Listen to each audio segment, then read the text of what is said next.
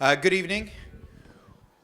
Welcome to tonight's event, the fourth lecture of the Ayn Rand Institute's 2007 series. My name is Yaron Brook, and I'm the president and executive director of the Ayn Rand Institute, which is headquartered here, or close to here, in Irvine, California. The Institute is a non-for-profit organization, and all of its programs are funded by private donations from corporations, foundations, but in particular from individuals throughout the United States and the world. And we're actively seeking funding for more of these talks.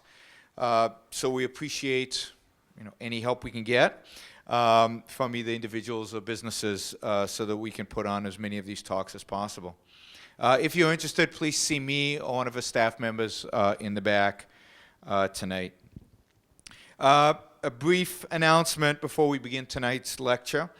You've got a bookstore at the back of this room with a selection of Ayn Rand's fiction and nonfiction writings, another book, and other books and recordings related to tonight's talk.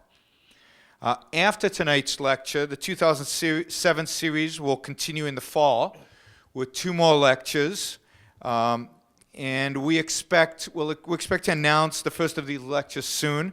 It will probably be held in September.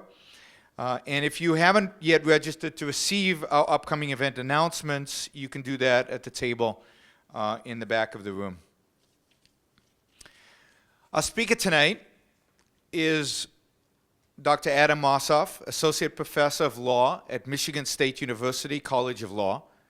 Before joining the faculty at Michigan State, he was a John M. Olin Fellow in Law at Northwestern University School of Law, and he clerked for the Honorable Jacques L.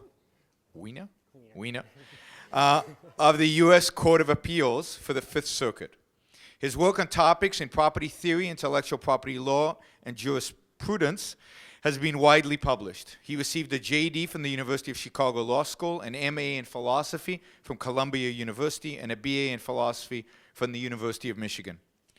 Tonight's lecture is entitled The Rise and Fall of Property Rights in America. And at the end of the lecture, I will join Professor Mossoff for questions from the audience. Also, a video recording of tonight's lecture will be available for viewing in a few days, free of charge, on the Ayn Rand Institute's website. And now, please join me in welcoming Adam Mossoff.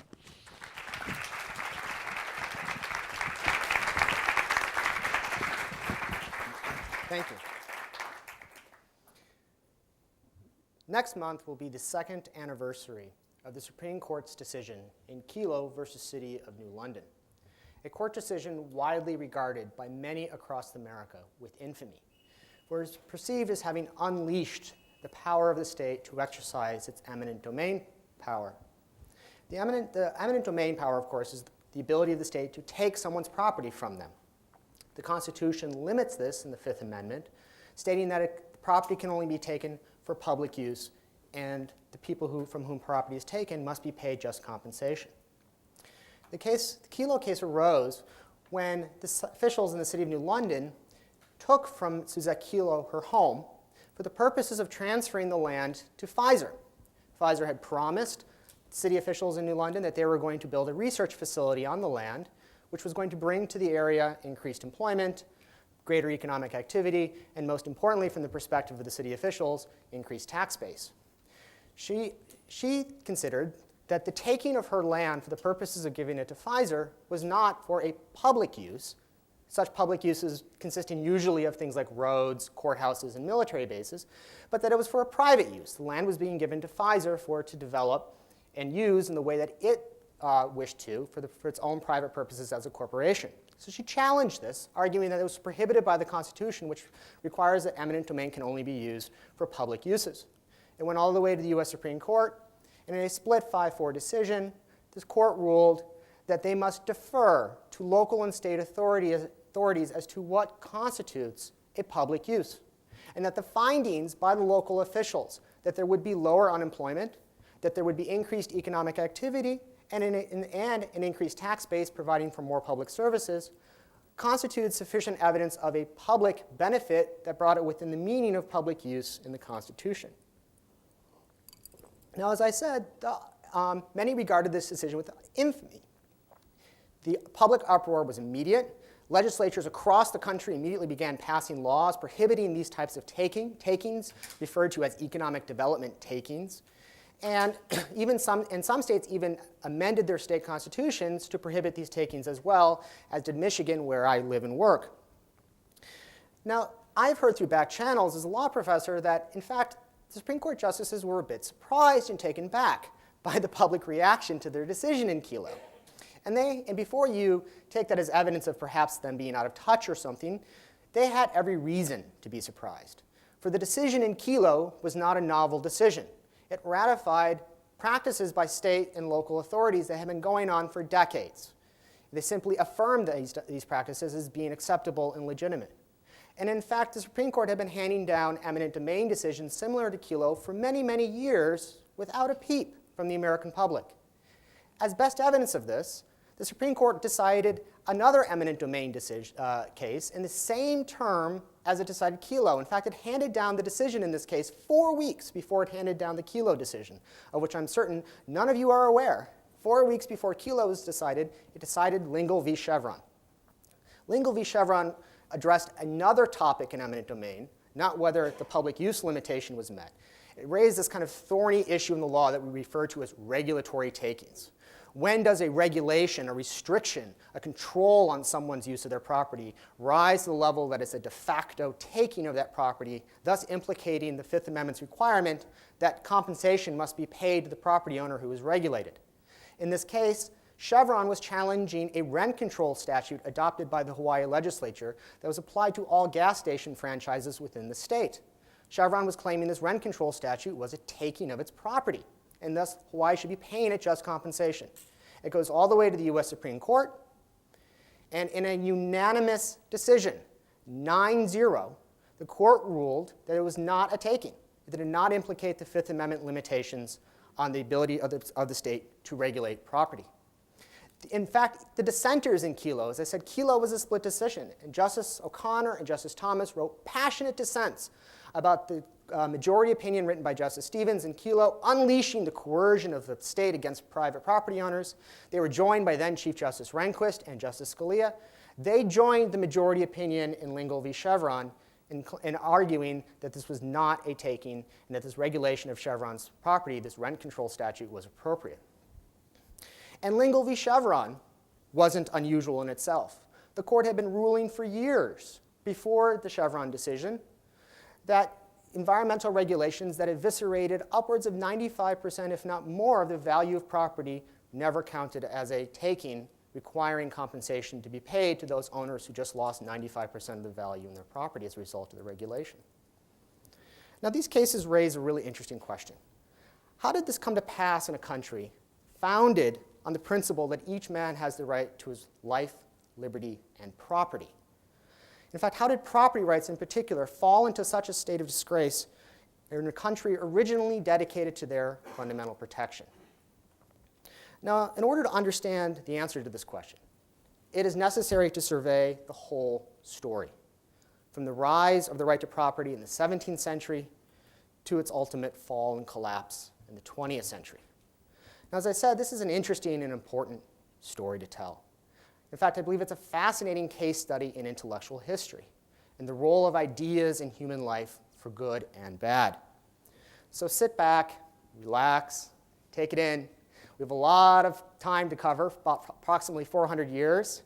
So if I don't address something you want to hear about, or if you want to hear something about in more detail that I do talk about, please ask me in the question and answer period. I'll be happy to talk more about anything that I mentioned in my talk, as well as additional topics that you might be interested in. Right. As I said, we must start at the beginning, with the rise of the right to property. This actually occurs at the end of another period in human history, the end of the medieval period, when the political and social order created and maintained by the church since the fall of the Roman Empire begins to collapse. Now, the collapse for this political and social order comes about through three basic causes. The first, and the most relevant to our discussion tonight, is that there began to arise internal disputes within the church as to what constituted a moral and just Christian life. I don't believe that it needs to be proven or evidenced that the church, by the time of the 14th century, was a very politically powerful institution in Europe, and as a result, it had become extremely wealthy. And thus, the church as an institution was now confronted with the basic proposition stated in the Bible that wealth was immoral. As I'm sure you know, Jesus famously declared that it is, quote, easier for a camel to go through the eye of a needle than for a rich man to enter into the kingdom of God, end quote.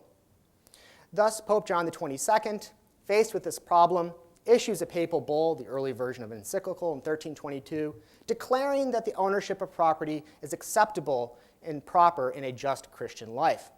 The problem with this papal bull was that it contradicted the fundamental precept around which the Franciscan order was formed. The Franciscan order was formed on the precept that poverty was essential to a good Christian life, and that Christians were not allowed to own property. The Franciscans responded in the way that you would expect them to. They accused the Pope of heresy, calling for his excommunication. The Pope responded in the way you would expect the Pope to respond, accusing the Franciscans of heresy, calling for their excommunication, and the battle was joined. For those of you who've seen the movie The Name of the Rose, you'll know the backstory of this movie takes place at a Dominican monastery, and that was significant because the Dominicans were trying to arbitrate this dispute between the Franciscans and the papacy. And there's a scene where you actually see the representatives from the papacy and the representatives from the Franciscans. They're arguing with each other, and they actually devolve into fisticuffs over that vital question of whether Jesus owned his own tunic or not. So in addition to this internal dispute, which centered on property, there were other causes for the collapse of the social and political order that had been obtained by the church. Secondly, disputes arose between the church and secular authorities. And this is best exemplified by a dispute between Emperor Ludwig of Bavaria, who ascended to the throne of the remnants of the Roman Empire in the 14th century, and again, Pope John XXII. Pope John XXII didn't particularly like Emperor Ludwig, the way that he ascended, or his belief that only he exercised power in this world. So the Pope excommunicated him.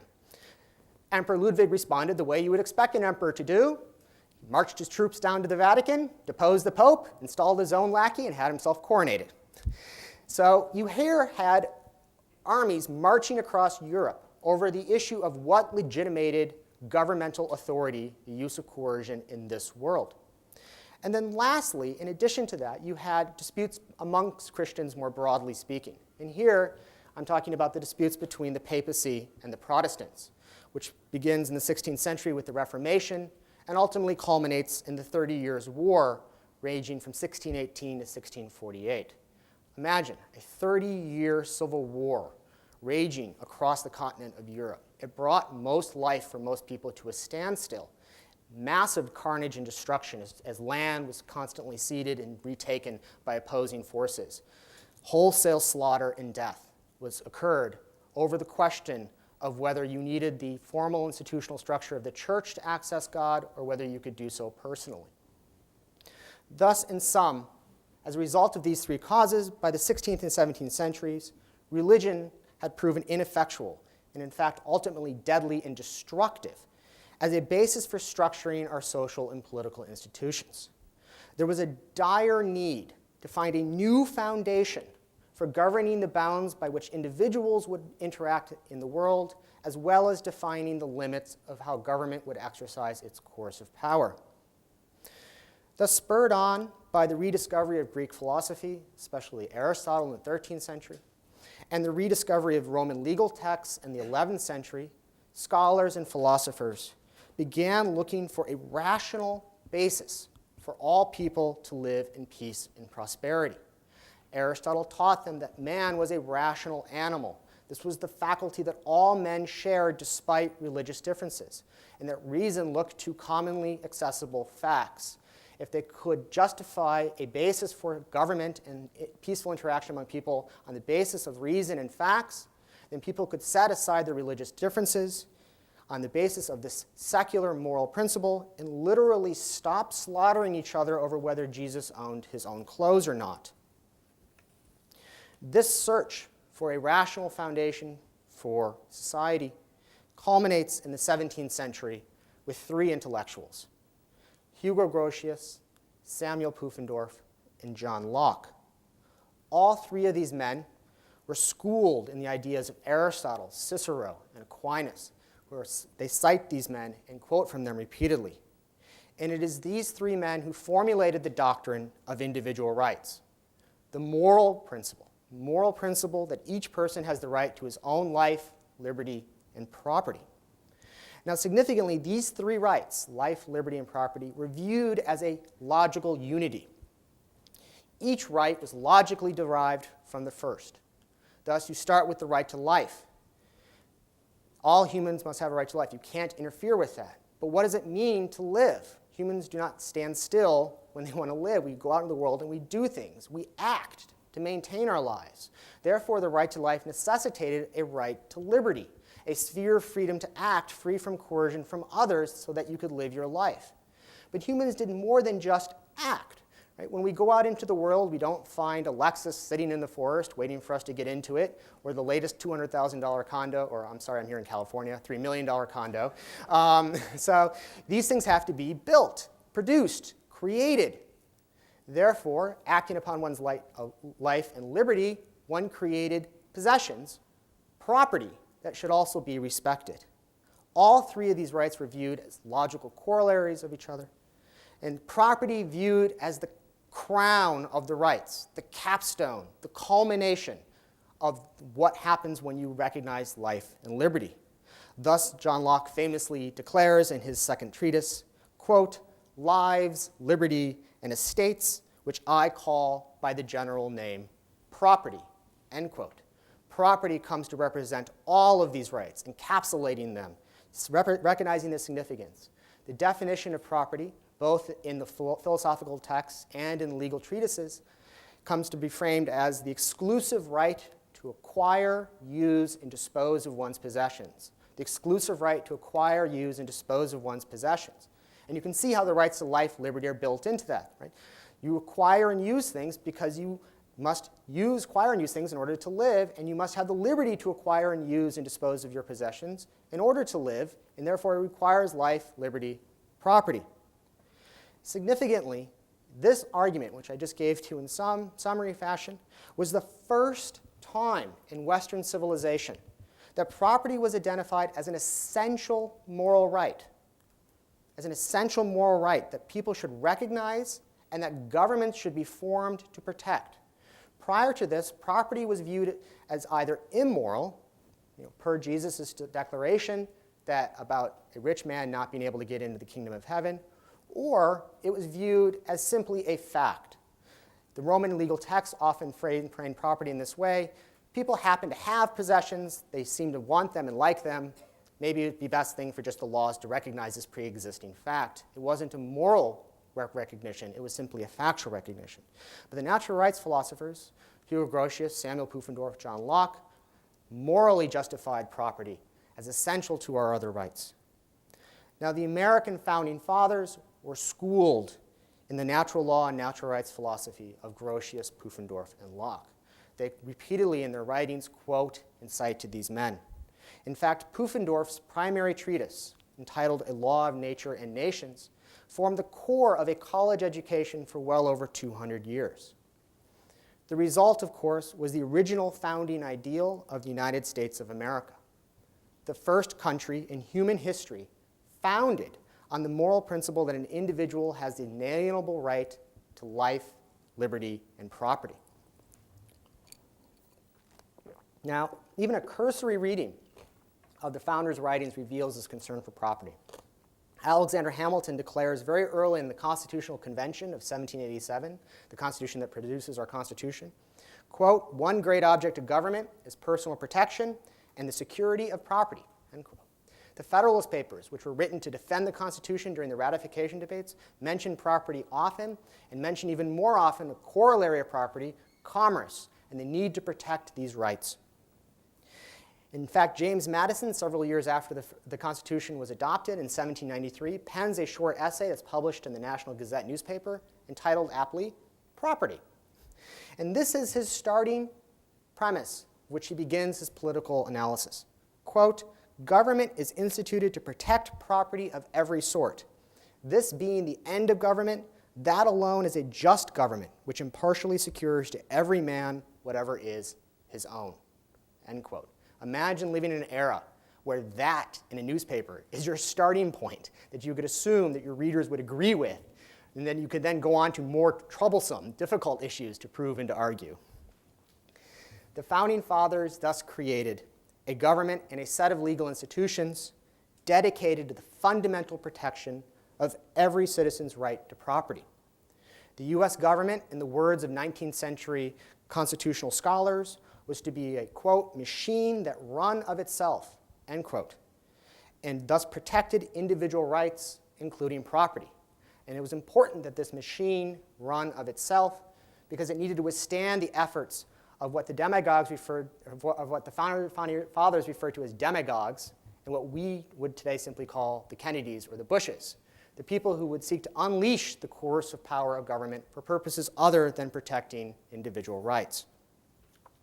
The consequence of what the Founding Fathers created is a well-known historical fact. In the 19th century, the Industrial Revolution begins, and an unparalleled explosion in productivity and wealth results that is never before seen in the 40,000-year history of modern man. It is thus in the mid to late 19th century that we find property rights at the peak of their protection in the United States. And the fall from this commanding height thus begins only 100 years after the United States is created.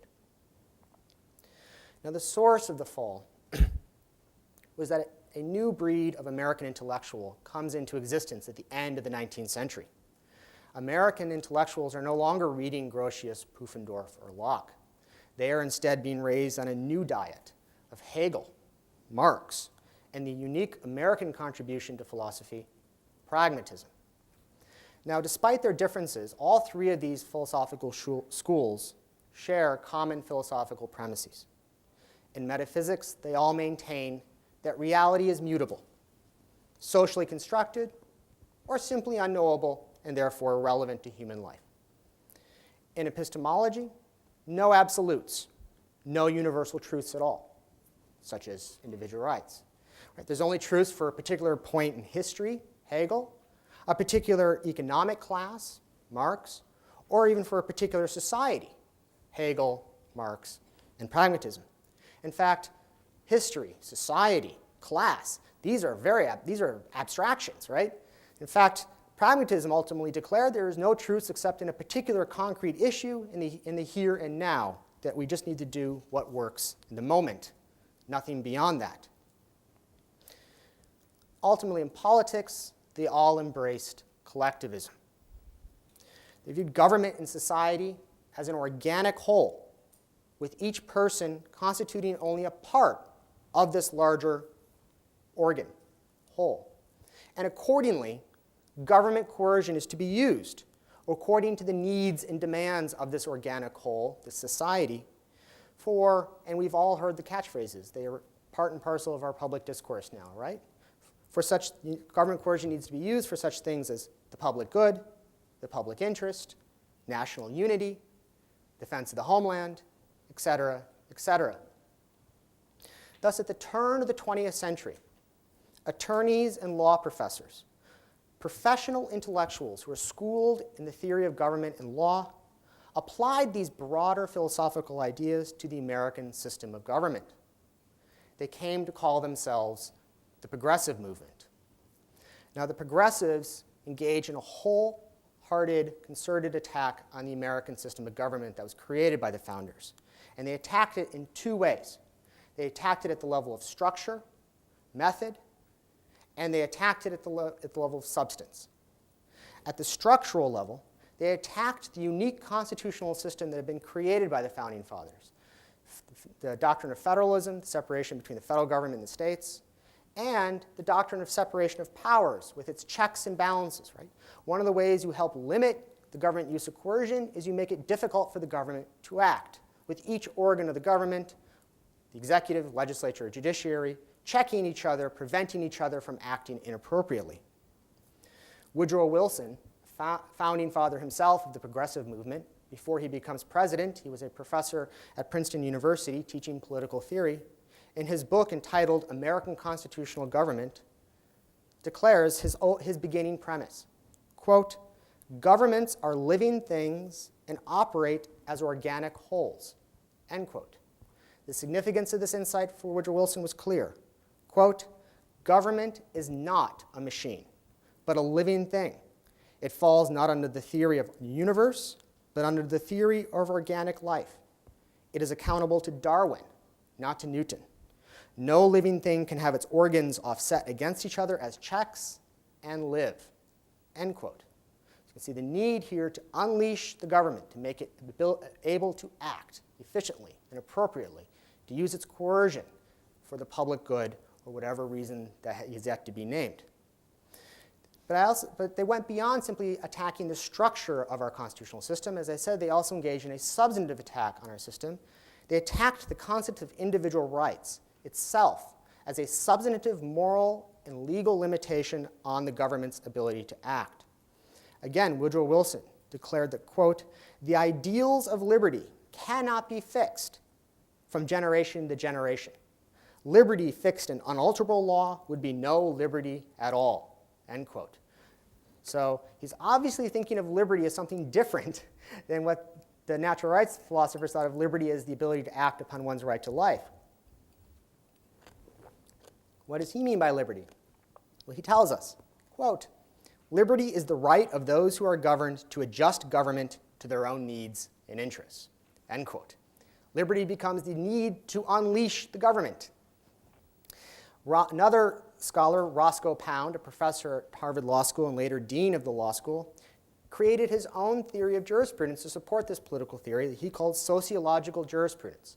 And the primary premise of his theory of jurisprudence was that law requires, quote, social engineering, end quote. And what does social engineering consist of? It consists of, quote, an adjustment of relations and ordering of conduct as will make the goods of human existence, the means of satisfying human claims to have things, go around as far as possible with the least friction and waste, end quote.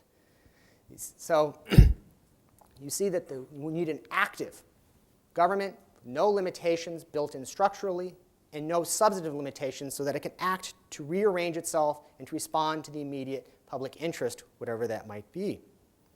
Now, they ultimately, in addition to their attacks on the American system of government broadly, they ultimately came to focus their attack on one particular right, a right that they needed to eliminate, the right to property. The problem for the progressives is that the right to property was too much part of American character. Right? Americans thought that property was something that made them distinctive. Right? The ubiquitous keep out, no trespassing signs that you see throughout our country, the barbed wire fences that constituted the taming of the Wild West. Americans loved their property. So they couldn't attack property directly. So they attacked it indirectly through a philosophical two-prong attack that mirrored their attack at the level of political theory on the American constitutional government. Now, I'd like to point out just at the offset that this attack is not a unique objectivist insight. In 2001, in the Yale Law Journal, two law professors, one at Yale and one at Columbia University, wrote an article about this attack on the interest in property by the progressives at the turn of the 20th century. And they noted that the progressives, quote, fascination with property was mainly political.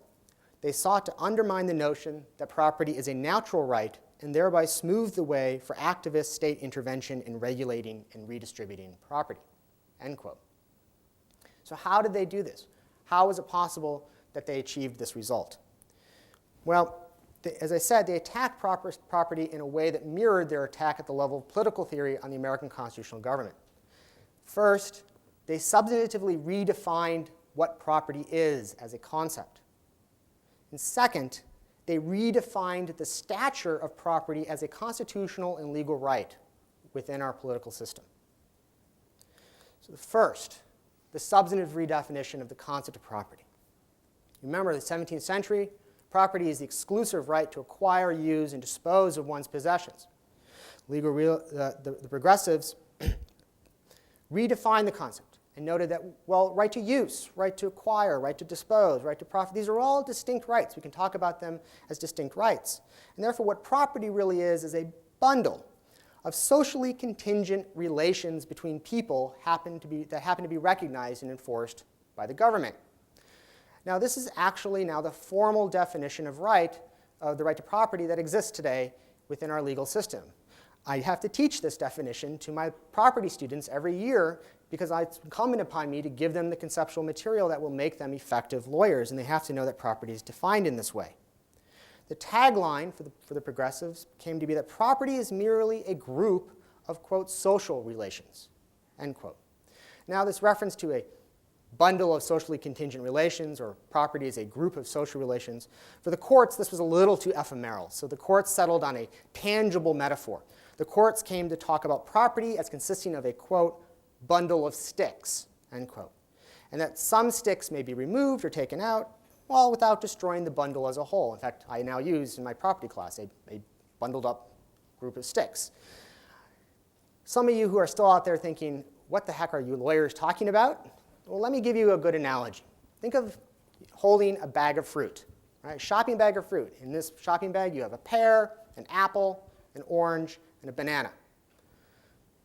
Someone comes and takes out your banana and walks away. Since you've lost your banana, would you say that they have destroyed the fact that you now have a shopping bag of fruit? No, you continue to possess a shopping bag of fruit. You still have your pear, your apple, and your orange. You've just lost your banana, right? Well, you can see how this analogy was applied to property. Government regulations may destroy some aspects of your right to property, but you still have a legally recognizable right to property, right? Remember the Chevron case I mentioned at the beginning of the lecture? Chevron argued that a rent control statute was a taking of its property. The court's response was, well, what you've lost under the rent control statute is a right to profit. But do you still have the right to exclude certain people from your property?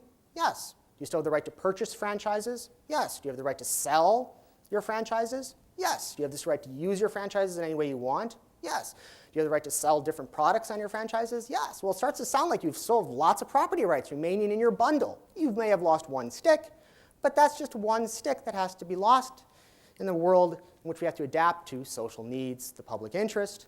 You still have your right to property and therefore no constitutional claim. In sum, there is no fundamental interference with your property rights by regulations or controls, or at least the interference is deemed justifiable.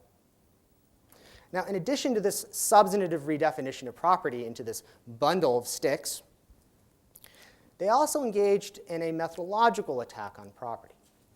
And ultimately what they did was they had to relegate property to a second-class status as a right protected under the Constitution.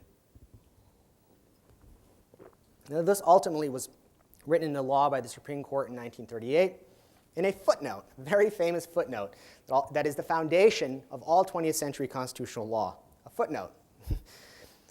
In this footnote, the Supreme Court declared that laws and regulations restricting and controlling express rights secured in the Constitution and the Bill of Rights are going to be, quote, subjected to more exacting judicial scrutiny, end quote. So laws and regulations restricting the right to vote, free speech, freedom of religion, free press, or laws that discriminate against what the court referred to as, quote, discrete and insular minorities, anti-discriminatory laws, will be subjected to, quote, more exacting judicial scrutiny. In the law, this has come to be known as the strict scrutiny test. And it means literally that. The court will strictly scrutinize a law. There must be a compelling interest for this law if it affects one of these rights. And the law must be narrowly tailored so it doesn't result in collateral damage to other rights or other people. That there has to be no least restrictive alternative available to the government to achieve that same compelling end. This is a very, very hard test to pass. It means that the courts will engage in a very close scrutiny of why a law is passed and its justification in the Constitution. As I said, very rarely, if ever, laws pass this test of strict scrutiny. I, in my own experience, know of only one case since the late 30s in which that has occurred. Notice what's missing from that list of rights that I read out, though. What about rights of property and right to engage in commercial transactions on the basis of one's property? Such restrictions of those rights, the court announced, will be deemed constitutional if they, quote, rest upon some rational basis within the knowledge and experience of the legislature, end quote. This is known in the law as the rational basis test. Now, for those of you who may be objectivists, or for those of you who've had some philosophy classes, you may think, wow, rational basis test. That's got to make the strict scrutiny test look like a walk in the park. I mean, this is going to be really exacting, right? True, looking for real reasons. Well, we flip it in the law. The rational basis test is the exact opposite of the strict scrutiny. The rational basis test is the easiest test to meet. What it means is that as long as a legislature or a regulator can give some reason, right, some reason based on his or her knowledge and experience, then the law will be deemed constitutional. Some evidence, any. It doesn't have to be conclusive. It doesn't have to be persuasive. We colloquially refer to this within the legal circles as the laugh test. The idea is that if you can stand in front of a mirror and give the argument that you would give under the rational basis test without literally falling down on the floor, breaking down in laughter at the absurdity of what just came out of your mouth, the argument you gave will just won the day for that law. So, easiest test to met, and in fact, in 50 years, this test has never been used to strike down any laws under the Constitution. You can see how easy, therefore, it is to regulate and control property. Remember, in Kelo, just the majority opinion said we must defer to the reasons given to us for the taking of this property. Lower unemployment, higher tax base, more economic activity. Some evidence, doesn't have to be persuasive, some evidence is sufficient to justify it as a regulation. The result of these two methods of redefining property rights, substantively as a concept and procedurally or structurally within our legal system, had the result that property disintegrated as a right. Now again, this is not a unique insight. I wish this was my insight. It's not. In a law journal article published in 1980 entitled, quote, "The Disintegration of Property," unquote, a Stanford law professor noted that the early 20th century redefinition of property had, quote, "the ultimate consequence that property ceases to be an important category in legal and political theory," end quote. The significance of this insight for this professor was that, quote, "the specialists who design and manipulate the legal structures of the advanced capitalist economies can do without the term property at all," end quote. Now, I'll emphasize for you that this was not a criticism. This professor actually approved of this. He thought that this was a good thing. This gave our legislatures and regulators a better ability at fine-tuning exactly what we need to do to meet the public interest, public good, you name it. Now, for those of you who haven't gone to law school, and if you happen to have read perhaps a legal opinion, I don't know about you, but before I went to law school, I was always very confused when I read legal opinions. I saw them, these balancing tests, and then talking about whether they're going to be doing what type of review, whether it's strict scrutiny or rational basis. This redefinition of property explains the rise of these balancing tests, of what lawyers sometimes refer to as multi-factor tests. Right? We have to look at 5 things and whether the law meets these 5 things or not. Because the basic question confronted to a court when they're faced with a regulation that restricts or controls property is as follows. How many sticks of the bundle of rights are restricted versus the value of the social benefit of the regulation itself? Right? So they have to ask, what's the loss of the sticks versus the value, and weigh them. Is there any surprise then that when regulations that are enacted for the public interest, when they are weighed against a few socially contingent rights lost within a bundle of rights that we collectively call property, that the regulation always wins? And this is, in fact, what occurs in our law today. I began the lecture tonight by mentioning some recent cases from eminent domain. And I'd like to return to this as an example of exactly how property rights have disintegrated. Now, significantly, you would think in the 20th century that the rise of the modern regulatory state that occurred in the 20th century, this would present a serious question to the court about the scope of the constitutional protection and security in property.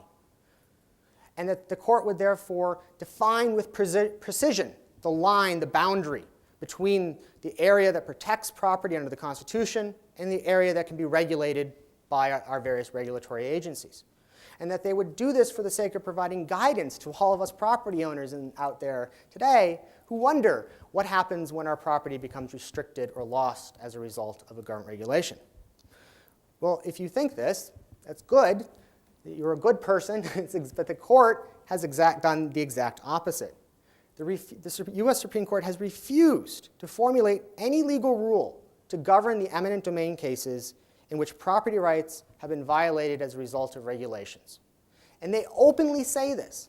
In fact, they quote the same language from a particular eminent domain case decided many decades ago, and every eminent domain case decided today, where they announce openly that the approach that they take is, quote, completely ad hoc, end quote.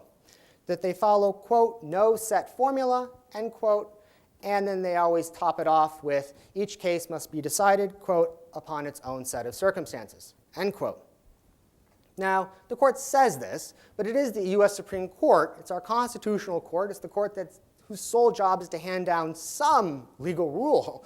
They couldn't that openly abdicate their responsibility as a court of law and to say literally, we reject all law. So they actually have handed down some vacuous standards that they use in applying these ad hoc, no-set formulas, case-specific tests, for lack of a better word. The first standard that was developed by the court occurred in early 1920s, which makes sense since the regulatory state gets going in the early 20th century. It's a product of the progressives taking over the government and implementing their views on the government pursuing public interest in protecting the public good.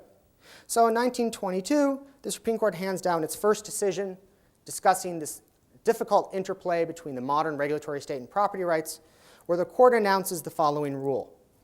If a regulation, quote, goes too far, end quote, then it will be deemed a taking of property subject to the limitations in the Constitution, the payment of just compensation. Quote, goes too far, end quote. That was the legal rule announced as a matter of constitutional doctrine.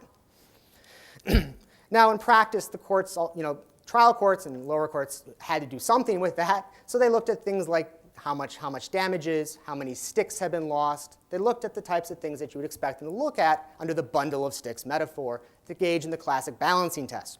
Well, 50 years later, the Supreme Court decides, maybe this test is a little ambiguous. I think we need to return to this area and provide a little more guidance to people. So in the 1970s, the court heard a very famous takings case again, where an opinion by Justice Brennan, they announced a new standard to look to for determining when a regulation implicates the constitutional limits on the government under the Fifth Amendment, that it must pay just compensation when it has interfered sufficiently with your property interests. The court announced that if a regulation interferes with, quote, distinct investment-backed expectations, end quote, then it's a taking of property. I repeat that. Quote, distinct investment-backed expectations, end quote. Now, for those of you scratching your heads, saying, what is a distinct investment-backed expectation, or as we like to say in the law, a DIBE, the acronym?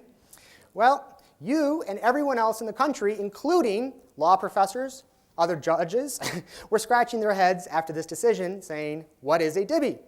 Justice Brennan got this phrase from a law review article published in the late 1960s. The law review article provided no guidance on this issue. And in fact, our property textbooks today openly state that this test had no meaning, that courts and scholars had no idea what the court was trying to do, and that many courts, in fact, simply threw up their hands and said that we'll just continue doing what we've always done under the goes too far standard. Distinct investment-backed expectations. Of course, under this approach, you see the effect, as I said, in the Chevron case, where the courts engage in their necessary balancing tests of how many sticks have been lost, or under the various environmental regulations, where the person, for example, has lost 95% of the value of their property. The court has responded, yes, but you still have 5% of your value. You still own your property, right? You can stand on your property and exclude other people. One justice famously wrote that the person could have picnics on his property, could bring a trailer onto his property, or could throw parties on his property. These are all rights of use. Therefore, you haven't lost all of your sticks, you've just lost some, and this is something that we must take into account. I submit to you that this is a direct result of viewing property as a socially contingent a bundle or set of rights, or a bundle of sticks, as the courts may prefer to call it. Another example, zoning. Now, zoning ordinances are part of every major metropolitan city in the United States today. And in fact, this is an indicator of the success of the progressives in eliminating property. Zoning was explicitly part of the progressives' political agenda. It was zoning that came from the progressives, because the progressives saw in zoning exactly the same type of idea that was ultimately put into effect in the Soviet Union with the repeated 5-year plans. We can so-called rationally plan out and develop how our cities will evolve. We will zone industry over here, single-family homes over here, commercial areas here, apartments here. We will separate out, make everything distinct, and allegedly rational. Well, when these zoning ordinances started to be adopted in the early aughts and teens of the 20th century, many people recognized them as being violations of property rights. It is the government telling you what you can and can't do with your property. It is a restriction and it's elimination of your right to use your property. And many people saw zoning as going to the US Supreme Court eventually, and that they predicted the Supreme Court was going to strike it down. Well, the case did go to the US Supreme Court in 1926. In a very famous case, it's in all the textbooks today. I teach this case every year to my property students. It's called Village of Euclid versus Ambler Realty Company. Ambler Realty Company was a development company that purchased land. Village of Euclid in Ohio adopted a zoning ordinance which told them they couldn't build what they wanted to build on their land. And a split decision in an opinion authored by Justice Sutherland, a conservative, mind you, a conservative who was later identified as one of the 4 horsemen on the court who was striking down FDR's welfare state programs under the Constitution. In 1926, he wrote the opinion upholding zoning as a legitimate exercise of state authority in restricting and controlling property rights. Now, he did so through your classic balancing test. Asked what's the harm and what's the benefit. On the harm side, he was explicit. He said, you have, quote, loss of increased values to the owners of the lands, end quote. Right? The loss of some value. Ambler Realty was prevented from efficiently maximizing the economic value in their property. They couldn't build what they wanted to build. They could only build what they were told they could build. Notably, though, the owner still has something, right? They're not told they can't build at all. They're told that they can't only build certain things. They can also continue to sell their property, use their property in other ways. They could give it away. They could do all sorts of things with it. All right, that's the harm. Just like Chevron, right? Loss of some profit. What's the benefit? Well, Justice Sutherland noted that there have been careful studies by experts of these issues of the values that zoning promoted. And they, in a couple paragraphs, quickly surveyed the findings of these experts. And here they are for you. Zoning, quote, increases the safety and security of home life, end quote. Maybe. Puts commercial businesses over there, homes over here, separating them so that people who want to maybe steal from commercial businesses won't see a nice home right next door and decide to go there instead. Next, zoning, quote, greatly tends to prevent street accidents, especially to children, end quote. Now, I emphasize that just to prove to you that people were appealing to children long before Hillary Clinton declared that it takes a village or President Bush was celebrating his snowflake babies. What are the other things does zoning do for us? Zoning, quote, decreases noise and other conditions which produce or intensify nervous disorders, end quote. Isn't it nice? The Supreme Court's taking such a concern about the psychological health of the United States. Quote, helps a more favorable environment in which to rear children, end quote. Again, children. Can never mention children enough. And then, at the end of this long list of benefits of zoning, the Supreme Court goes on a screed against apartment buildings. It notes that these residences are, quote, a mere parasite, end quote, that, quote, interferes with the free circulation of air and monopolizes the rays of the sun, end quote. from all the good single-family homeowners. So I'm sure some of you live in apartment buildings now, or many of you have at one time lived in apartment buildings. You should note, the Supreme Court has declared, as a matter of American constitutional law, you are all parasites. Sorry. Again, I will submit to you that this is the series of findings by experts that the court looked at, identified in its opinion, and as a result, weighing these social benefits against the harm of the loss of some profit, the court deemed that it is difficult to find that zoning regimes are, quote, clearly arbitrary and unreasonable, unquote, and therefore a violation of the right to property under the Constitution. This is a direct result of viewing property rights as secondary to social considerations of the public interest or the public good, right? Because those are vacuous phrases that need to be filled, and as you can see, what types of things that they are filled with. In fact, the relegation of property to a second-class status relative to this so-called public good is the founding premise of our entire regulatory state. And here I'm referring to the whole alphabet soup litany of agencies that now control or restrict our lives today.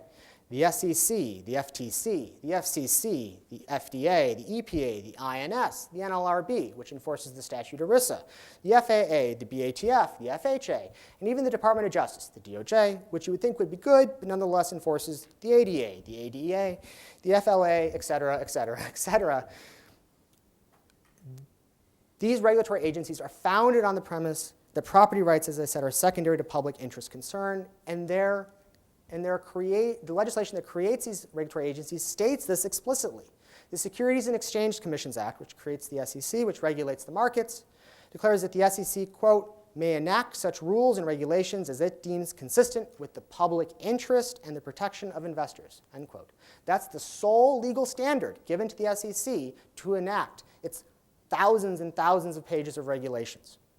And the Federal Communications Act of 1934 empowers the FCC to grant, renew, or revoke broadcast licenses on the basis of whether this, quote, serves the public interest, convenience, or necessity, end quote. These are the sole legal standards given to the regulatory agencies to adopt their regulations, to interfere with, restrict, and control people's property interests. Now, I could spend the entire night, in fact, I could have spent my entire lecture just listing off the ways that modern legal and constitutional doctrines reflect how property has disintegrated. In fact, there's an interesting relationship between the rise of the right to property in the 20th century, for instance, and the fall of the right to property. You could talk about antitrust, and even in intellectual property. Important property interests are now viewed as simply government-granted monopolies. But I believe my point has been made, which brings us to the conclusion of my talk tonight. As we have covered the story of the rise and fall of property rights in America. And this story is a tragedy. It's a tragedy fit for the telling by someone of a stature of perhaps Sophocles or even Aeschylus. And just as with the ancient Greek tragedies, we need to learn important lessons from this story. And I believe that there are two that we can take away from the story that I've told tonight.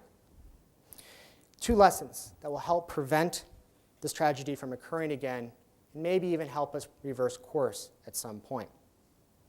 The most important philosophical lesson is that a renaissance in property rights is not a political or legal issue. It will not be caused by legislation or court decisions. A renaissance in property rights will occur through philosophy. As my lecture tonight established, the political and legal changes occurred after the dominant philosophy in the culture had changed itself. So this is not about finding the right test case to take to the U.S. Supreme Court. In fact, the zoning case, Village of Euclid versus Ambler Realty, that was viewed as a test case. Everyone thought the Supreme Court was going to strike down zoning as unconstitutional. Surprise, zoning's fine. Right, so this is not about taking the right test case to the Supreme Court, nor is it about simply repealing legislation or even enacting new laws. A rebirth in property rights will occur through the same means as the fall of the Dark Ages and the rise of the Renaissance itself, through a revolution in the dominant philosophical principles in our culture. More specifically, through a proper definition and defense of the moral and political principles required for freedom and prosperity. Now, once we learn this kind of more broader general philosophical lesson, this leads us to the second, and I believe even more important lesson, and that is that property rights, in fact, all individual rights, need a proper definition and defense. And this, I submit, is the value of Ayn Rand. Ayn Rand provides the first rational justification for both the foundation and the definition of individual rights, especially the right to property. She establishes that individual rights are objective moral principles. They are not granted by God nor by society. And here my comparison to a Greek tragedy is complete. Because as we know from the Greek tragedies, the protagonist always had a fatal flaw or made a fatal mistake that proved his own downfall. And such is the story tonight. The natural rights scholars of the 17th century, Hugo Grotius, Samuel Pufendorf, John Locke, they did not know how to get their moral project started. They didn't know how to start with the normative claim that one should have a right to life. So they looked to the only source they had at that time, God. They said, God told us that you should have a right to life. And from there, they built their structure. Well, the progressives at the turn of the 20th century knew that that was the weak point in the defense and justification of rights. And they explicitly replaced God with society, redefining rights as socially contingent bundles of sticks or relations that are recognized by government pursuing the public interest. Ayn Rand sweeps both of these errors aside and establishes, as I said, that individual rights are objective moral principles. In fact, the right to property is the recognition of the fact that if man is to live, he requires freedom in order to think and to produce the values necessary to maintain his life. In fact, all individual rights are the recognition of this necessary truth, that man needs to be free from coercion in order to use his mind in order to create the values necessary to live. It is that fact about our nature, that we are truly rational animals, that requires rights to clear the way for us to act upon our rational judgment as individuals. This is the truth in the Declaration of Independence, despite its mistake in announcing that rights are endowed in us by our Creator, that all men still have the inalienable right to life, liberty, and the pursuit of happiness. And in fact, Ayn Rand recognized this truth about America. She wrote, quote, "America's founding ideal was the principle of individual rights, nothing more and nothing less.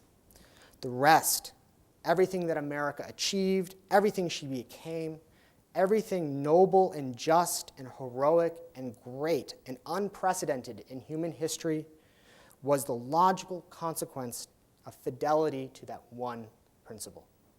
Unquote. With Ayn Rand's philosophy, we now have the right understanding of the moral principle of the right to property. And we have the means, once again, to make America, quote, noble and just and heroic. Thank you.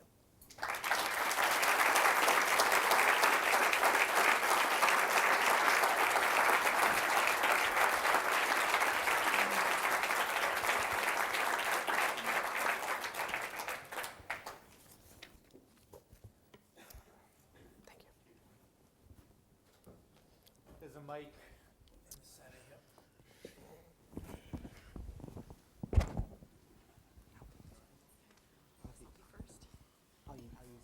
I'll use this.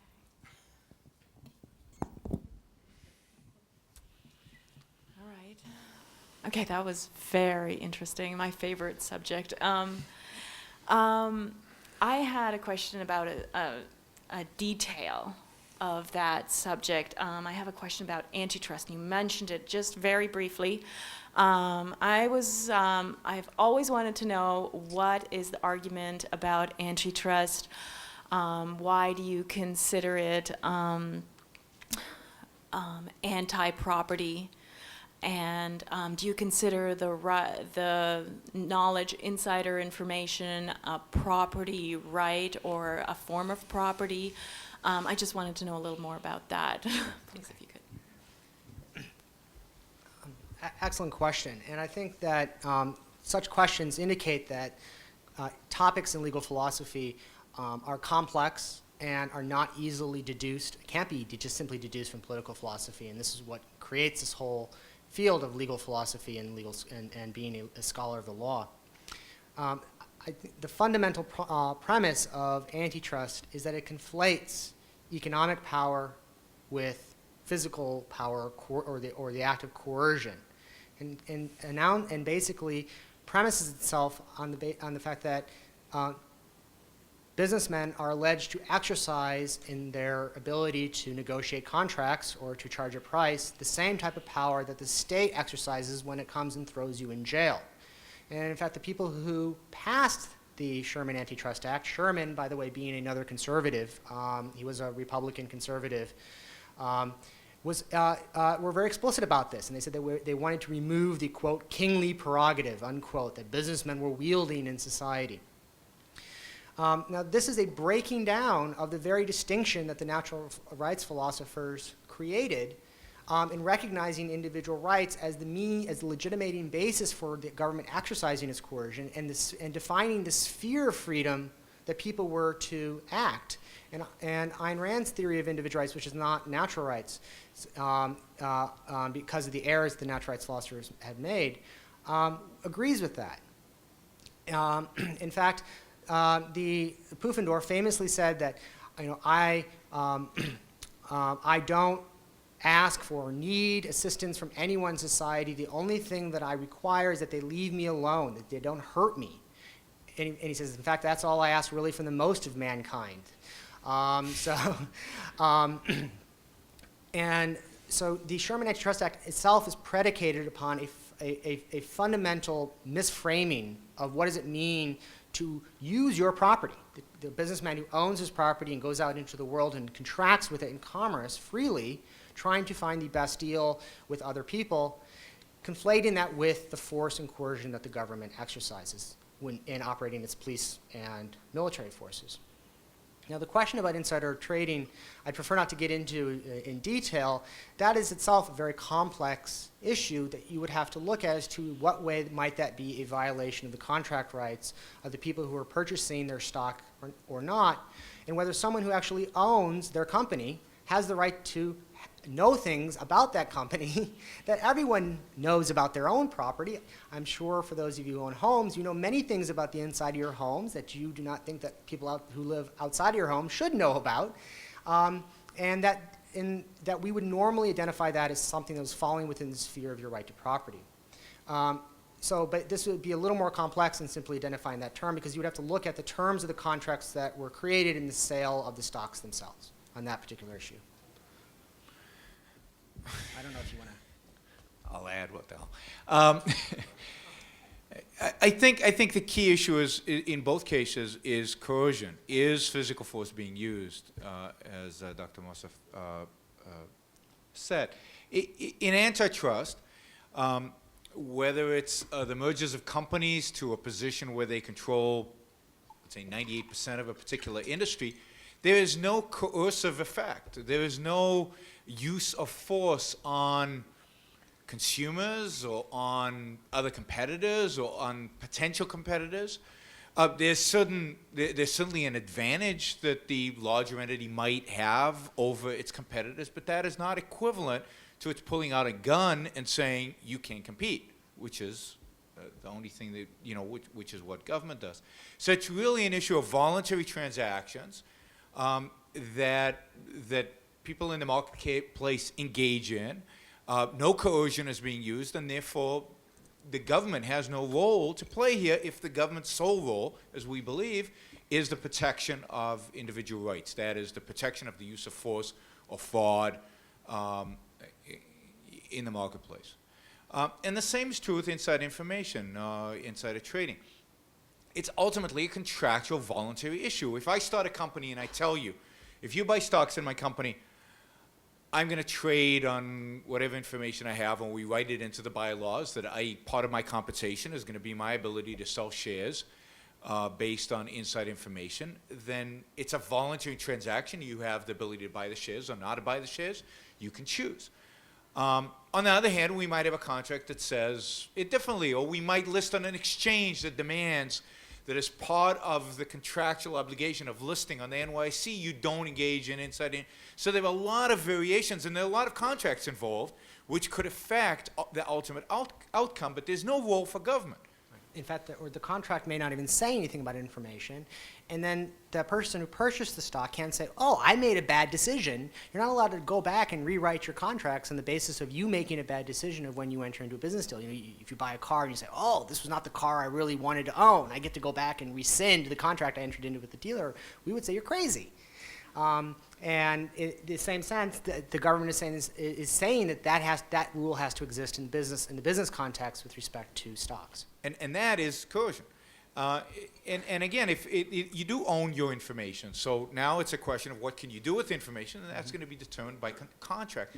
And again, going back to property with regard to antitrust, you know, if you own 98% of all the oil-producing facilities in the United States, as Standard Oil at some point did, you know, property rights would say that, you know, the government, as long as you're not using that to coercively against other people, the government has no role to play in what you do with that property. Right? The whole definition, as described, of property rights is that you should be able to do whatever you want, charge whatever price you want, ship with whoever shippers you want, demand whatever, you know, we're talking about Standard Oil. You should be able to use your property in any way you choose fit, as long as you're not doing actual, you know, as long as you're not coercing other people to act in a way that they don't want to act. Hi, I enjoyed your talk. I found it very informative. You mentioned in the early 80s that there was an indication in the legal community that property rights were being eroded to the point where it wasn't living up to what its original meaning indicated. And based on what has happened since the early 80s, the Kelo decision, regulations forbidding smoking in public places, and the latest, what I would say wouldn't pass the laugh test, regulating trans fats in New York City, do you see any sort of backlash by the American public prior to advances in legal theory by legal philosophers?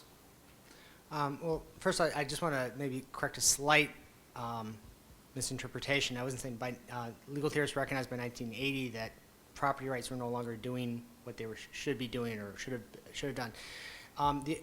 The observation in the Law Journal article in 1980, which is a very famous Law Journal article, Disintegration of Property, that was a descriptive observation of what had happened in the 20th century generally, since the time of the progressives at the turn of the 20th century.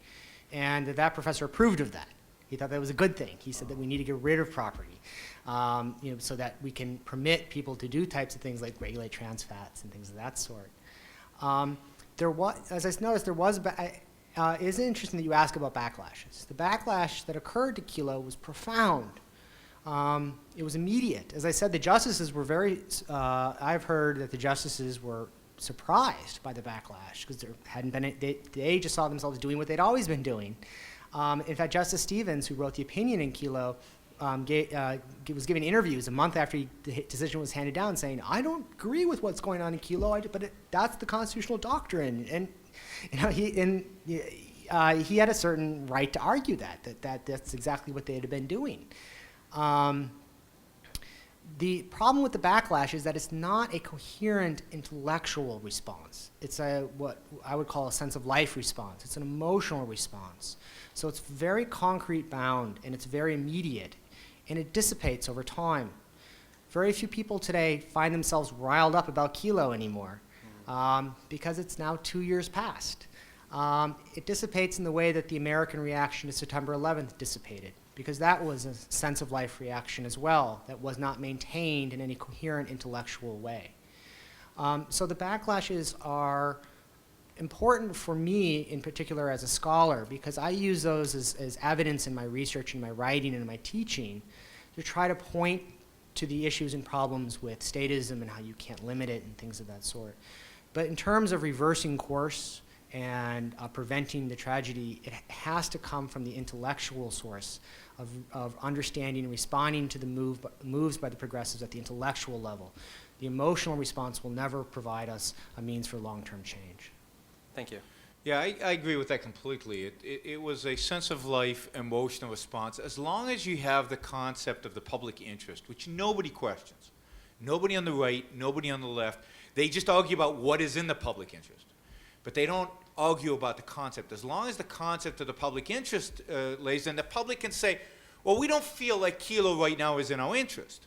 But if you're talking about trans fats, well, now maybe it is in our interest. Mm-hmm. So there's no principle by which the backlash against Kilo was grounded in. There was no fundamental truth that they were arguing against or arguing for to replace Kilo. It was just, this felt wrong, this couldn't be. And notice also that the backlash came from both left and right.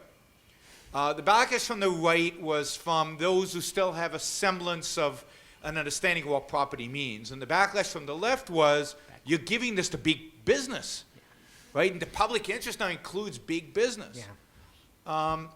And note that, unfortunately, even in the Constitution, the fact that there is such a thing as eminent domain at all recognizes this idea of some kind of public interest, which I think is part of the whole problematic nature of the setup that the Founding Fathers created. That, so the public interest is okay if it's public, but it's not okay if it's private. Right. So you got opposition both left and right, but none of it was fundamental. None of it was to the point. And indeed, you're not seeing a backlash. You're seeing trans fat. You're seeing cigarette. Nobody questions cigarettes, the smoking issue anymore. The cigarette companies have given up fighting for it, against it. You're seeing it across the board, this country turning into more and more of what the progressive wanted it to become, which is a democracy where we all get to vote about everything.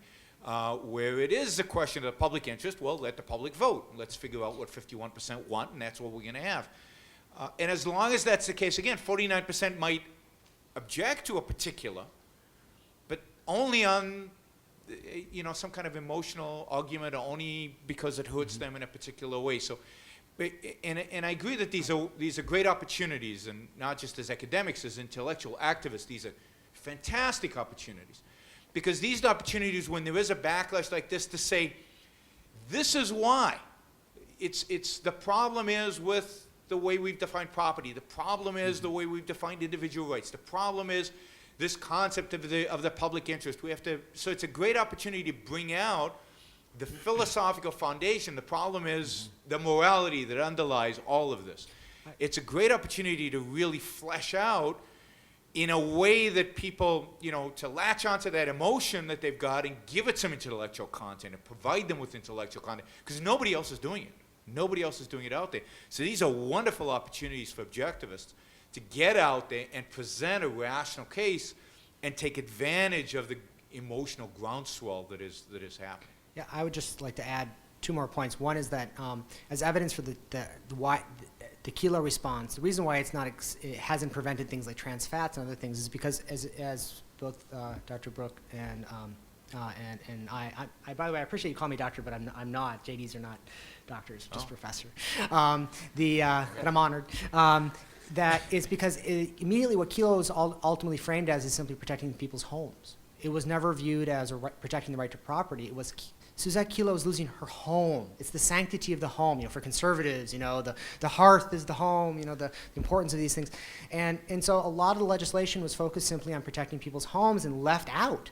Well, what happens if the government wants to take a Motel 6 and replace it with something else, like a Ritz-Carlton or something like that? Those wouldn't be protected by a lot of legislation. I'd also like just to note that, which I did in my lecture and I should have, which is that eminent domain itself is a violation of property rights. And that it's long been viewed actually as within the American system of government as an inherent power of sovereignty. It's a mistake. In that actually the Constitution only limits that power. The Fifth Amendment is viewed as a limit on the power. It's not a grant of the power. But there shouldn't be a power at all. It's at heart a fundamental violation of someone's property, even if you're paid, to have the government come and coercively take from you what you own. Thank you. Yeah, it was an excellent talk. I have a few questions about, as a JD and an educator, what do you observe amongst your students? I would imagine most of them come in probably with a progressive mindset of history and where things should go from here.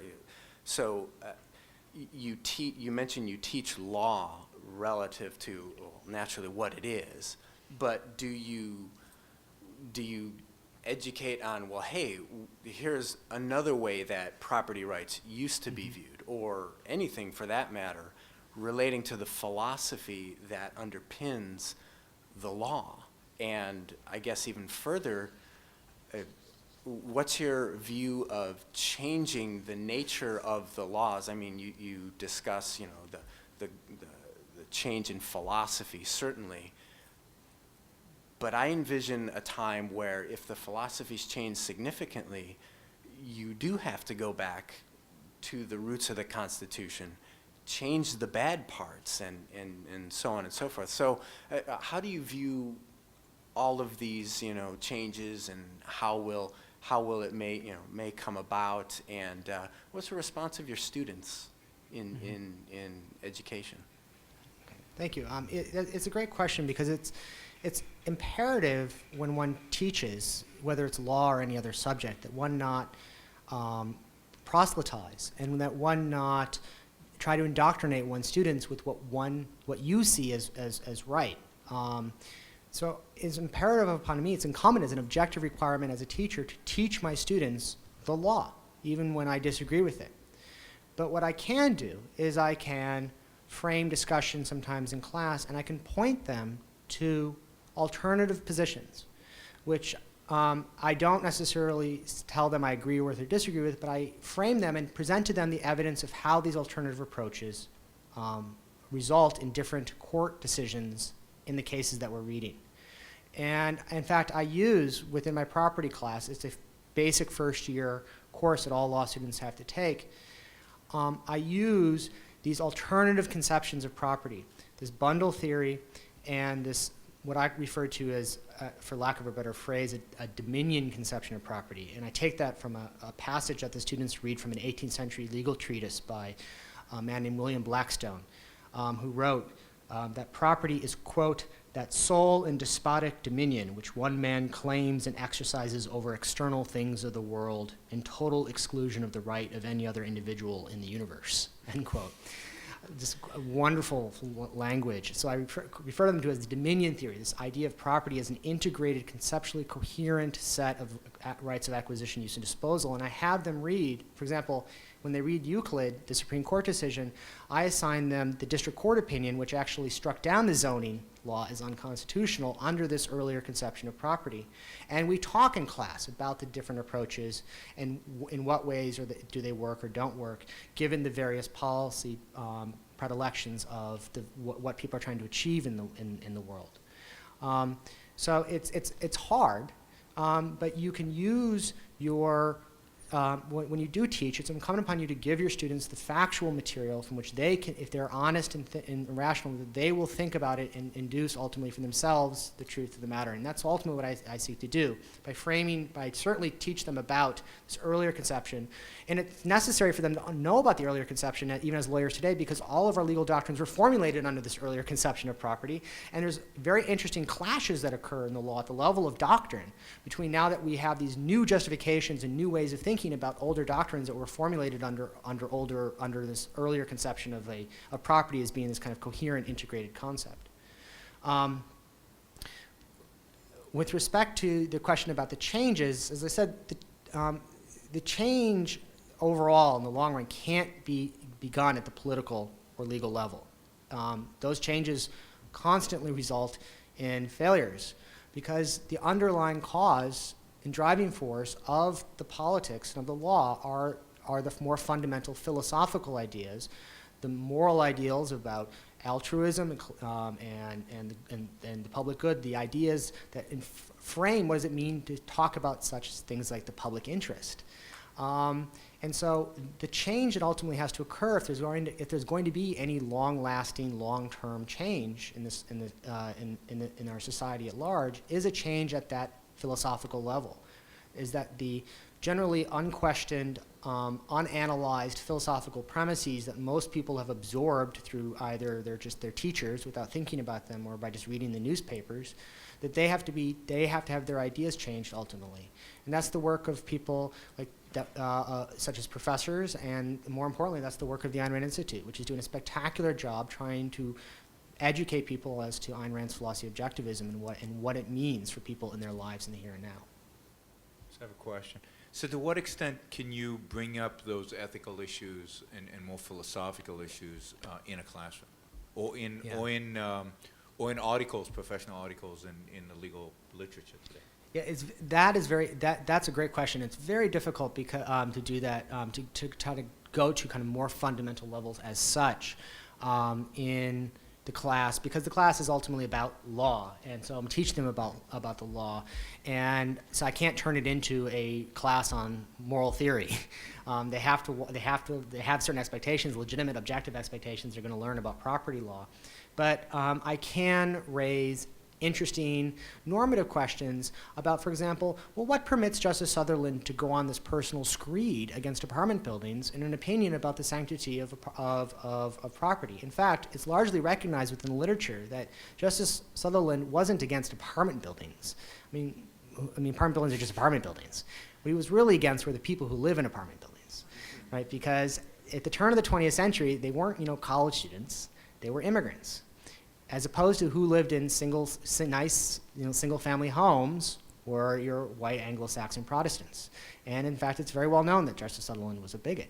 And so you can actually show them through kind of discussion in class that look what happens, look at the type of ideas people get to write into our laws when they're given such standards as public interest or public good or the rational basis test to work from. Thank you. Thank you. Enjoyed the talk. Raised several questions. I'll try to limit it to just one. Your own just asked one that I was going to ask, and this gentleman here, so that takes care of two. I'm fascinated by this bundle of sticks. I wonder if anybody else caught the irony that if you look at the root of the word fascism, it's a bundle of sticks. A general question. Yes. In a rational society, in the society we would all like to see evolve, is there any place for any variation of eminent domain? All right. Okay. In a legitimate, laissez-faire capitalist society, is there any place for permitting eminent domain? Is that? Yes. And my answer would be emphatically no. The very nature and definition of eminent domain is the ability of the state to coercively take from you, when you say no, your property, whether it's your land, whether it's your house, whether it's any personal effect that you might have.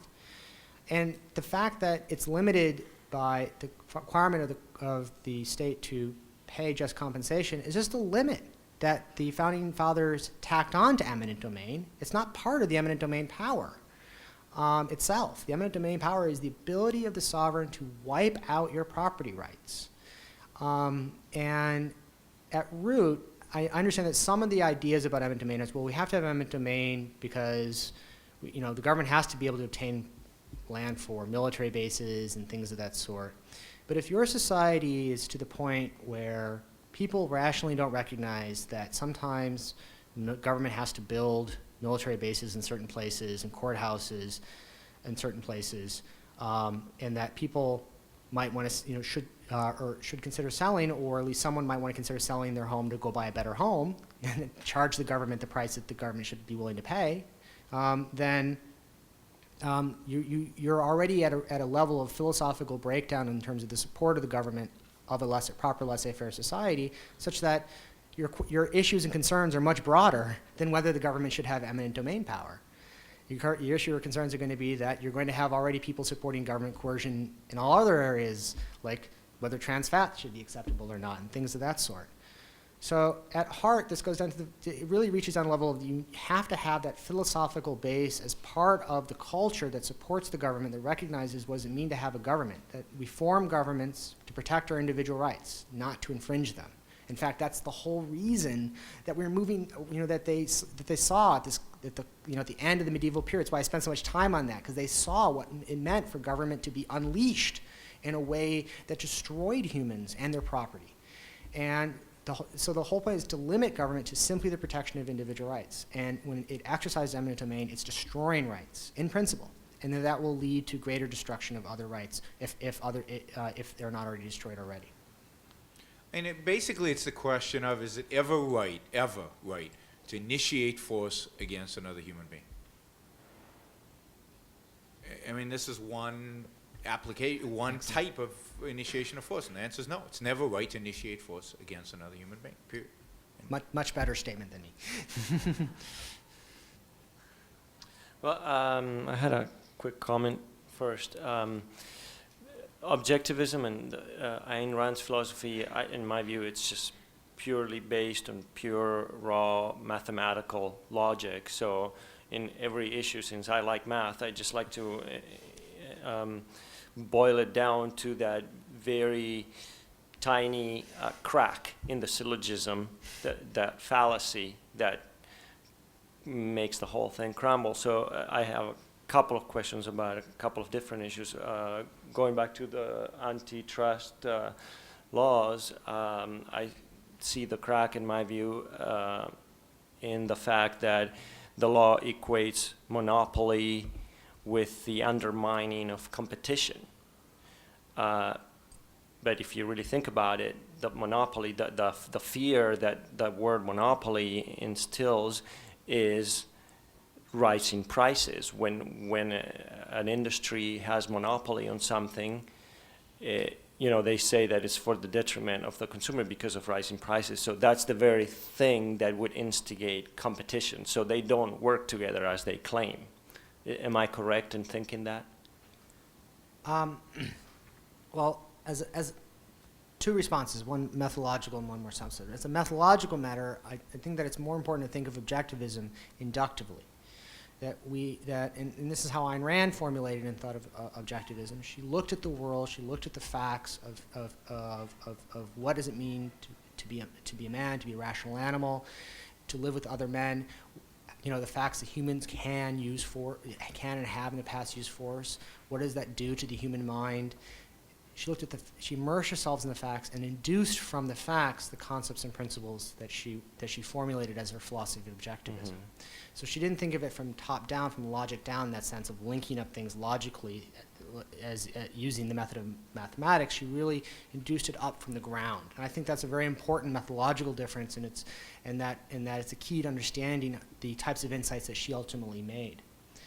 On a more substantive level, in response to your question, it's not an issue of a contradiction and a syllogism between monopoly and competition.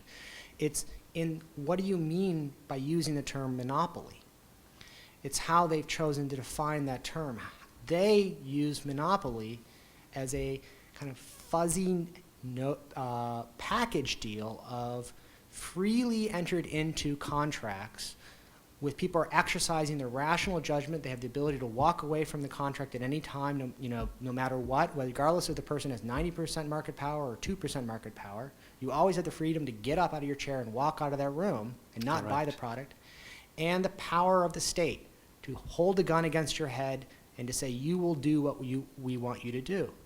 And that at root, the monopoly conflates those two very separate facts and unites them into one under the heading of a person who has a lot of market share exercises coercive force. And that is an improper linkage of two entirely separate facts. And I think that's at the core problem of the antitrust and the monopoly concern. Yeah, I agree with both of those, but there's an underlying, and I think there's an underlying premise in your question that I think is false, which I think is a consequence of the way you look at objectivism as, these syllogisms that need to be dealt with somehow. Let's say prices increase, and nobody competes with a company. I'm sorry. Let's say prices increase. There is somebody has 98% of the market and they increase prices and nobody competes. Let's say no competition arises. My answer to that is, so what? No rights are being violated, no use of force, so what?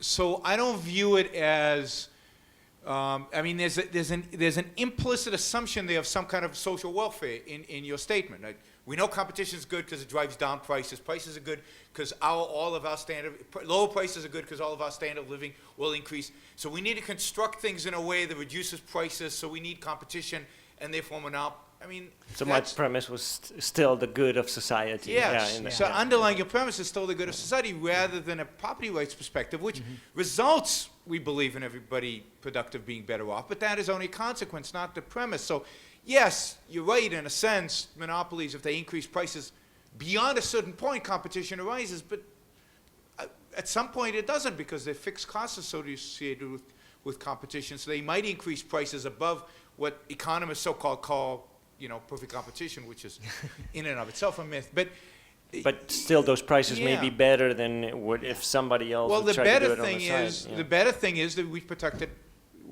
property rights. We protected the right of the people who transacted to create this large company. We protected their rights, which is good for all of us, and that is the fundamental. So the ultimate economic consequences are complex, but they're also irrelevant to the more fundamental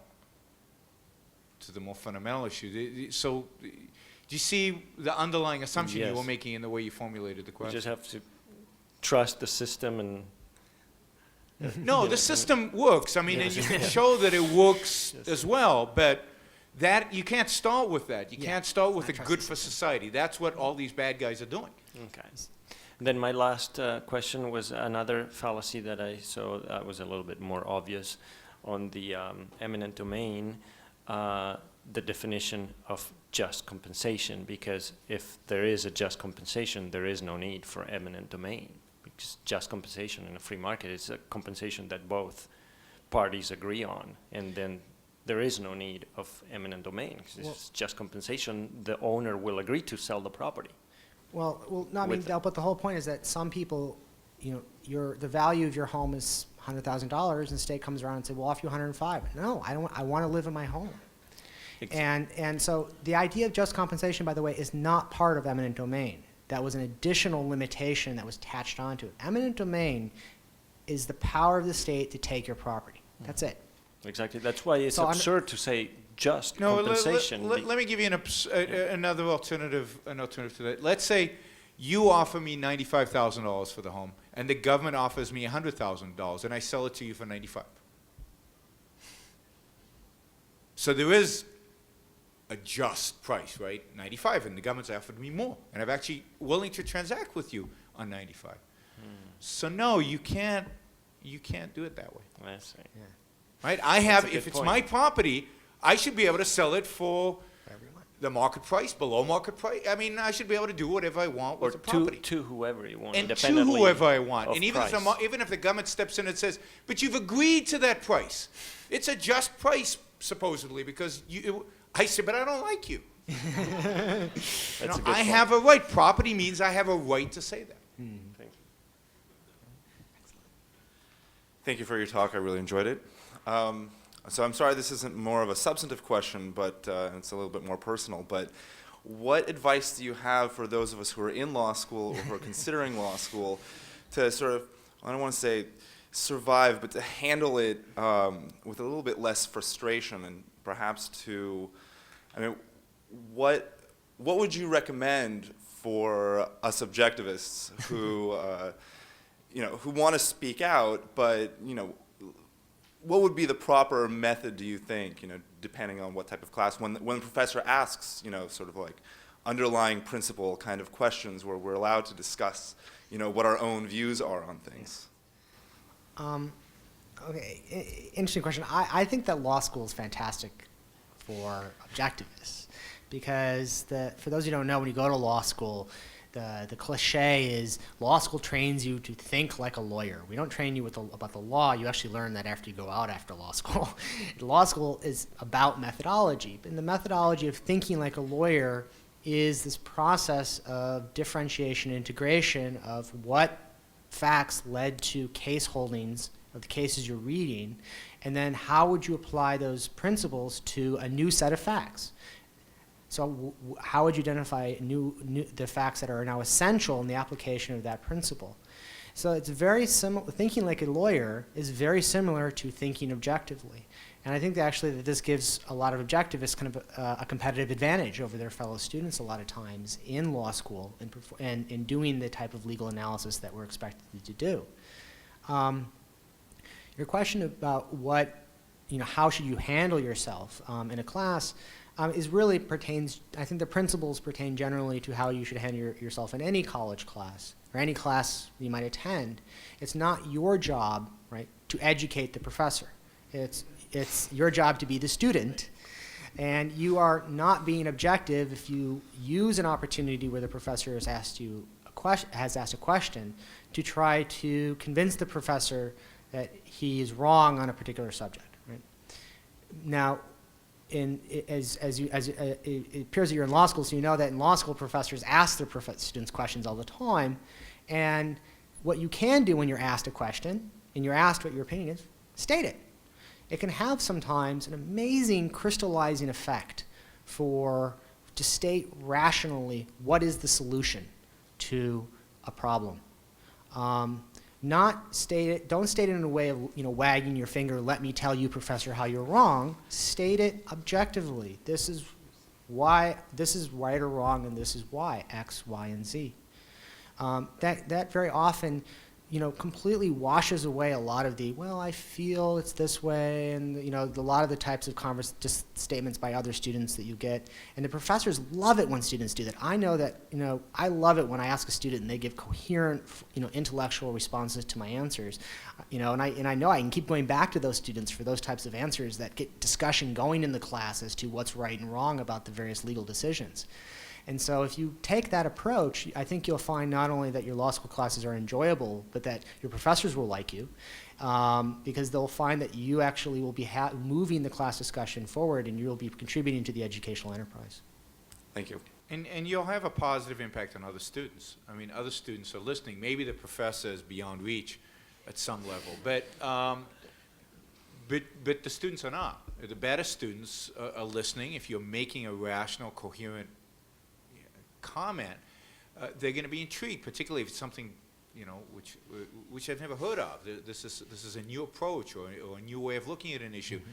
They'll be intrigued, and that's an opportunity to get them reading something or get them on a path to better understanding. Thank you. Yeah. Hi. I'm actually on the opposite end of the spectrum, where I bought property thinking the zoning protected me. Thinking that I could live my life in a certain type of area and zoning more agricultural. And the right to property, the flip side of it is in the hand of the developer, who they then have the right to property, their rights to property, which they can rezone and redevelop, and they buy off a lot of the county, the government, in a backhanded way come in through eminent domain because they rezone everything all the way around you.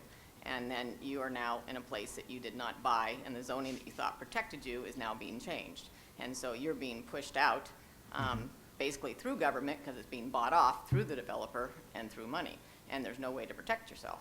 Mm-hmm. This is the classic result of what happens when you unleash the government to act in the so-called public interest, is that the government becomes a free-for-all for whomever can best affect the government to get whatever they personally want out of it. And so what this ultimately results is exactly the situation you're describing, where it ends up pitting people against each other, right? The whole situation that the naturalized philosophers in the 17th century saw was a situation where people were pitted against each other because of personal beliefs, and that the people were having access to government coercion, armies and other types of things, and slaughtering each other over those personal beliefs. And so they said, how do we get the government out of this? By limiting the government to protecting spheres of freedom of people to live their lives and have their personal beliefs. Now we're returning back to that situation where government coercion has been unleashed, and then it's susceptible to whoever can therefore influence it, pitting various people against each other in society, which is exactly what the regulatory state does, right? Because the developer says, well, I need to lobby them because the environmentalists first lobbied the government to get the zoning ordinance passed. So I was already, and I had already invested $1 million in my beachfront property to build my house, and then the environmentalists came the next day and bought off a couple of the people in the zoning board, and now I can't build. And so from their side, they see themselves as having their rights infringed, and from your side, you see yourself as having rights infringed, and you're both right. And so the solution, is to They're both right. right, because literally you're what? Yeah. Yeah, because you're both right. Because the problem. So you realize, how did the zoning laws get passed in the first place? Some developers lost, like Ambler Realty and Chevron, and I mean, there's a zoning case in the early a takings case in the early 1990s where a developer, purchased a $1 million piece of beachfront property, and then shortly thereafter they passed environmental control that prohibited him from developing it, and the value of the property went to zero. And literally some justices in the Supreme Court were saying, that was the opinion that I quoted from. They were saying, well, you could put a picnic table on it, you can put a double wide on it, you can put a, yes, and so realize that from their perspective, the zoning law was passed, they lost their property rights, and now they're in this pitted, dog eat dog, regulatory state, welfare state situation where it's you versus them. Right, and I understand the big political groups, the environmentalists, the developers, and it's kind of an equal out battle, and I'm in the middle of all of it and understand all, and some of them are going to different sides, and Yeah. But who gets lost out is the individual homeowner. If you're not one of the big environmentalists, if you're not one of the big developers, you're losing all your rights because you don't have the power unless you get one of the groups behind you to support you. As you don't, you lose. You lose. But everybody loses. I mean, you That's what I lose, was gonna and say. the Everyone developers lose as well. Put aside the environmentalists. But everybody with a legitimate claim on property rights loses, because and you started out the question by saying you sought protection in a zoned community. Well, but that's the beginning of the problem. Once you give government the right to zone your property, to enforce zoning in a particular region, then you've given them the right to change it. And now it's exactly that war that Adam was talking about. Now it's a question of who can muster enough guns. You remember the old range wars, and now it's just a matter of who can muster enough votes. It's not guns anymore, it's votes, but it's the same thing. If there was no zoning, there wouldn't even be a battle to find out who was going to be your neighbors. If you want a rural atmosphere and there's no zoning, then you could have full-on apartment buildings surrounding you within That's years. right. You have no So right to there is some rural. balance. You have no right to rural environment. You could. Actually, there is a mechanism in private law and property law called restrictive covenants.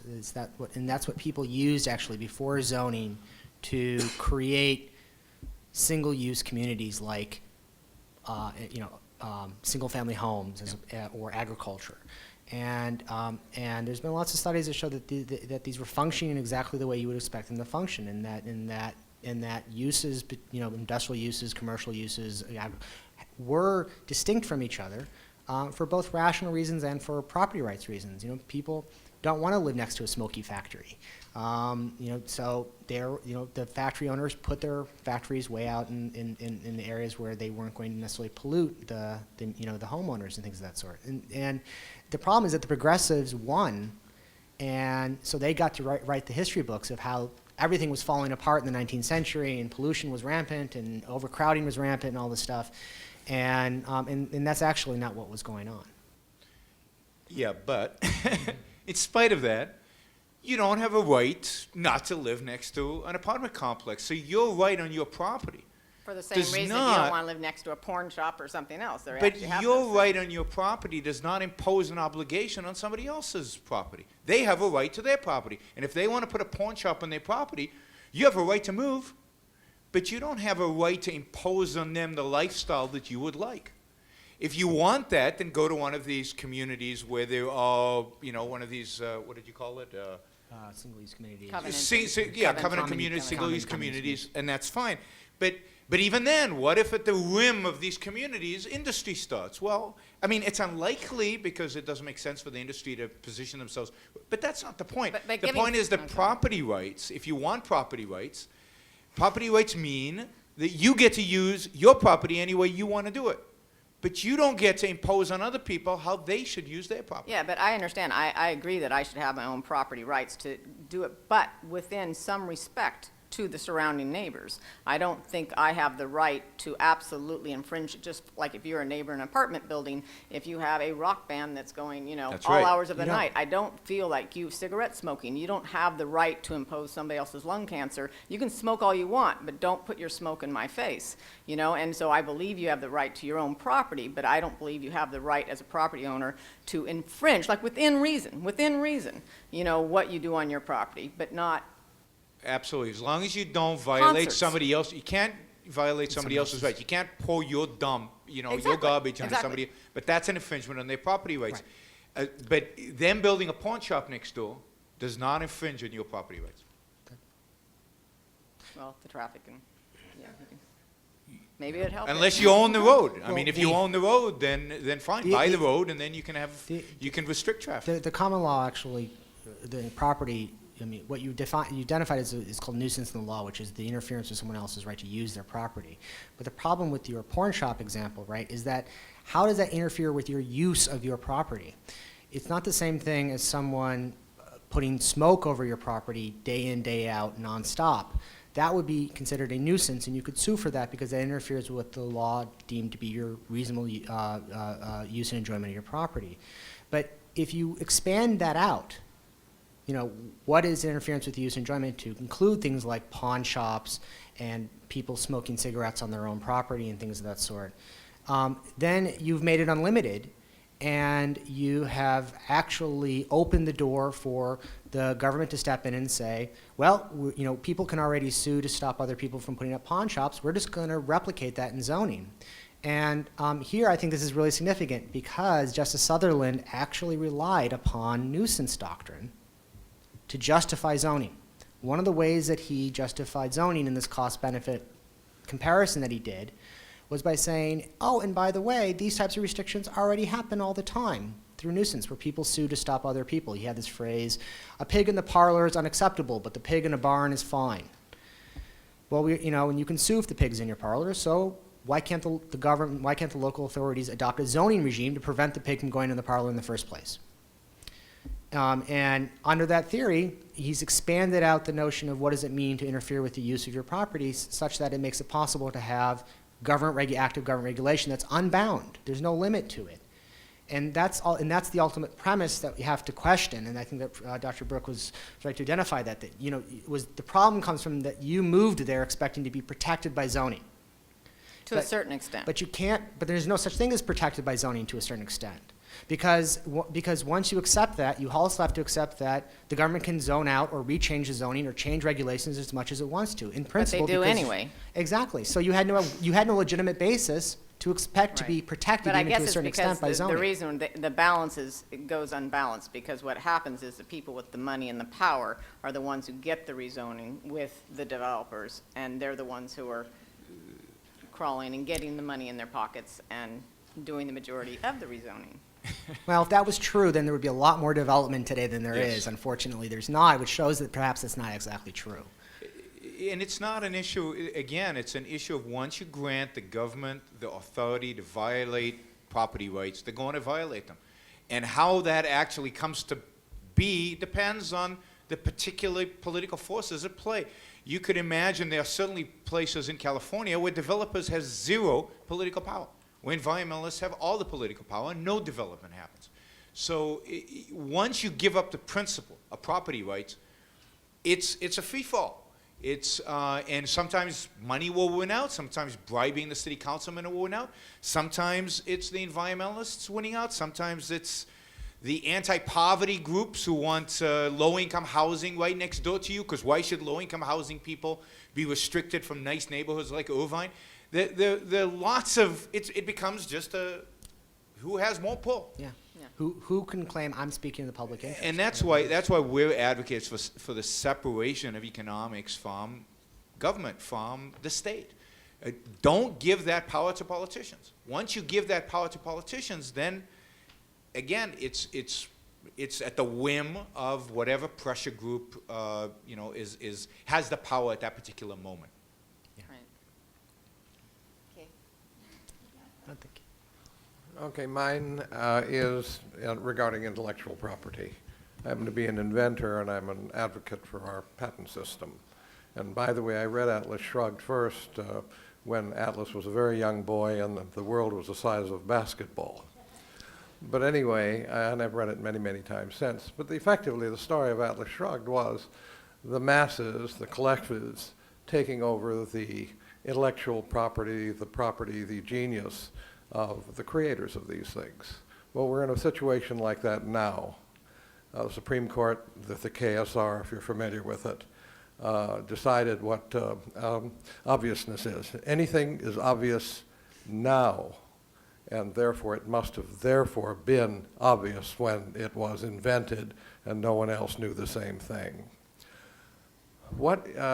Currently, there's a great deal of effort to do what Atlas Shrugged was about, to take the intellectual property, the creative juices of our country and our inventors, and say, well, Congress will have the power to promote the progress of, useful arts.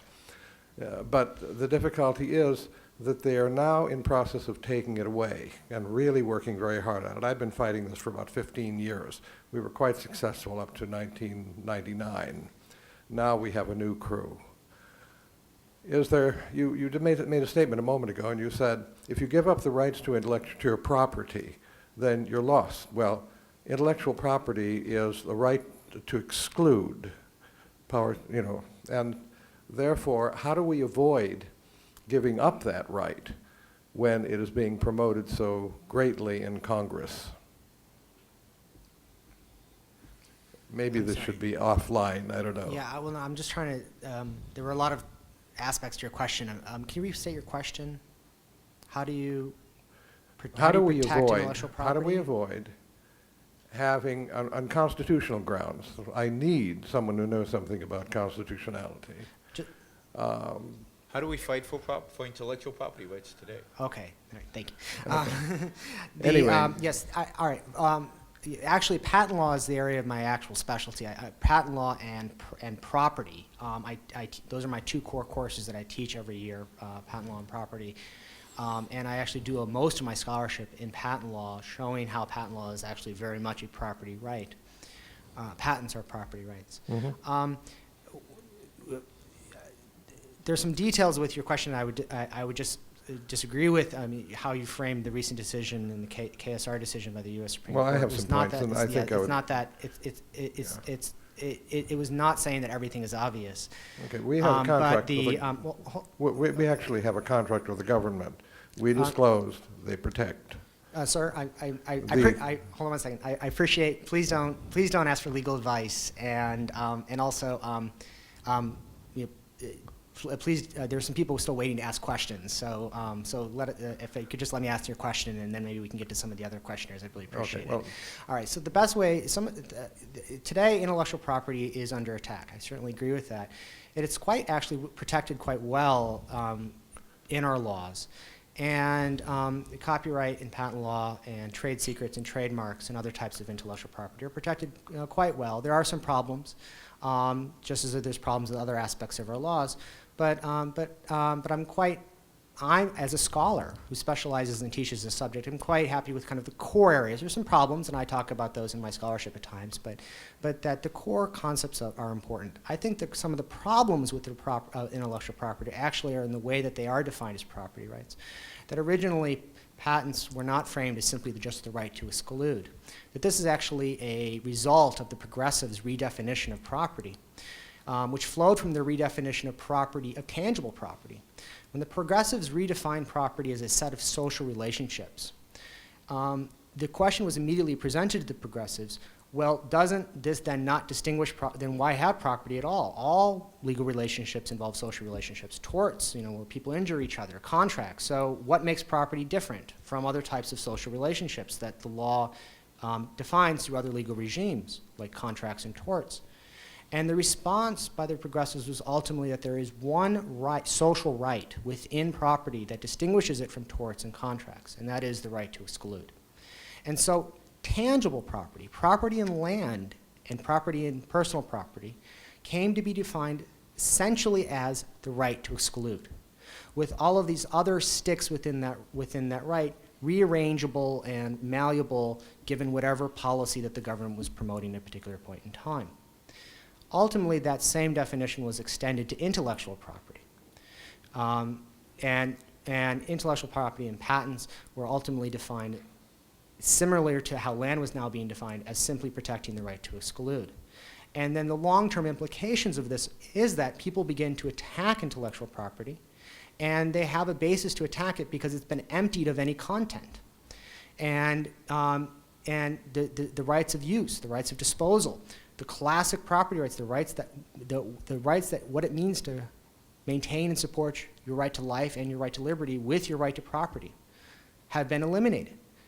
And from the very definition of the legal right as a property right. And so the movement to attack intellectual property, and I certainly agree there is one, already has a foothold, an intellectual foothold in the very way that we think of patents and other intellectual property rights as property. And that's where we need to challenge it. And we need to recognize that intellectual property, just like land and personal property, is not a social relationship involving exclusion of others from your land. It's the exclusive right of acquisition, use, and disposal, with special focus on acquisition, use, and disposal, which are secured as exclusive through the law, but are not simply reducible to the social relationship of exclusion with respect to other people. Okay, the only specific difference in this and real property is that Congress will have the right to exclude for limited times, and that means that it begins to smell after a few years and it dies. So therefore, there's a very finite length of time when you can exclude. Anyway, thank you. Mm-hmm. I mean, he's correct that there are term limits on patents and copyrights provided in the Constitution. Term limits and property interests are not unusual. They exist even within real property doctrines. The rule against perpetuities and various other what are referred to in the law as destructibility doctrines actually impose certain types of term limits even on interests in land and private interest and personal property. Ultimately, the reason for term limits, it's very complex. Ayn Rand talked about it in an essay called Patents and Copyrights. It has to do with the actual fact that when you're patenting an idea, the idea can continue to be maintained without follow-on owners of that idea, your children, for example, doing anything to maintain it. Can maintain it as a value to them. They can sit back and they can just enjoy it. And thus, intellectual property, if it was given this sense of running in perpetuity that most property interests in land and personal property have, that it could lead to the destruction of property as such. It's a very complex issue, and again, it's not something you can just deduce directly from political philosophy, and it's why we need people like legal philosophers, people like Tara Smith at University of Texas at Austin and other places doing very important work on what does it mean to apply the concepts of objectivity and other such notions to the law. All right, thank you, Professor Mossoff, ARI, for hosting. My question is this, assuming that, I assume you guys agree that the current income tax system represents unjustified seizure of property, what would be the correct way to fund the military, police, and courts, assuming we got to the point that that was the only thing that the government was responsible for? You can answer it. This is the classic question. It's it would be voluntary taxation. I mean, people actually wanting to pay because they're getting an enormous value as a consequence as a return on the payments. Certainly, all three of those constitute a substantial value to any free individual. And then there's certain technical aspects that fee-for-services type arrangements that might provide some additional revenue to the government, which I think, I know this is a big question, but it's not. Right? This is a long time off. We've got a lot of problems to solve before we have to solve these particular issues. You know, a fee to register a patent, you know, a fee to have a contract arbitrated in a courtroom. I mean, these are all issues that should be discussed. I'm not saying that this is the prescription. But you can imagine various services the police provides that are not strictly the protection of individual rights that might require fees. So there could be ways by which the government raises revenue voluntarily in that way. And then again, but I think the major source is going to be just the fact that we all value our freedom, the fact that we don't want to be blown up by terrorists, the fact that we want to, you know, we don't want criminals running around in the streets. And those of us who have some money, and will have so much more money if we didn't have to pay taxes, and if you lived in it. And remember, it's not just the fact that you don't have to pay taxes. So don't say, well, if I didn't pay taxes, I'd have $50,000 more dollars. No, if we reached a point where we didn't have to pay taxes, think of the increased productivity broadly. There'd be no regulations, property rights would be respected.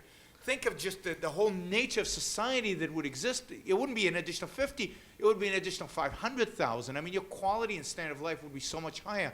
Then giving up some of it as an investment in your protection from criminals and foreign invasion would be nothing. It would be a fraction of what you earned, and I don't think there would be any problem through voluntary taxation to raise the entire amount the government needs to use. And just to give you a sense of the numbers that are involved, today's government, in real terms, spends 10 times more than it spent 100 years ago. And 100 years ago, it did more things than we would want it to do in a truly laissez-faire. And it does it today far less efficiently, so that 10% could be done far more efficiently. Not to mention the liabilities the government has taken on for the next so many generations that we're not counting. We're just talking about current expenditures on 10 times more than they were. So cut the budget today by 90%, which means cut your tax bills by 90%. And then increase your standard of living by whatever percentage would increase as a consequence of laissez-faire capitalism. It's a small sum. So I don't think it's an issue. Bottom line. Yeah. Technically, if that budget could be invested, we wouldn't need to tax anybody anymore. It would just pay for itself forever. Yeah, but it's a If you deficit. cut it 90%, if you cut the expenditures 90%, And keep the cash? and keep the cash, you don't need to ever tax anybody anymore. Cash will make cash. It's true. So the thieves would be him. Yes. I mean, ultimately, I mean, Dr. Brooks' answer is emphasizes again the point that I made at the end of my lecture, and that has come up again and again in a lot of the questions, which is that, I mean, politics and the questions of how you structure your government and what types of laws you're going to have are at the end of a long chain of conclusions about basic philosophical questions about who we are and what we want to do with ourselves and how we want to live in society.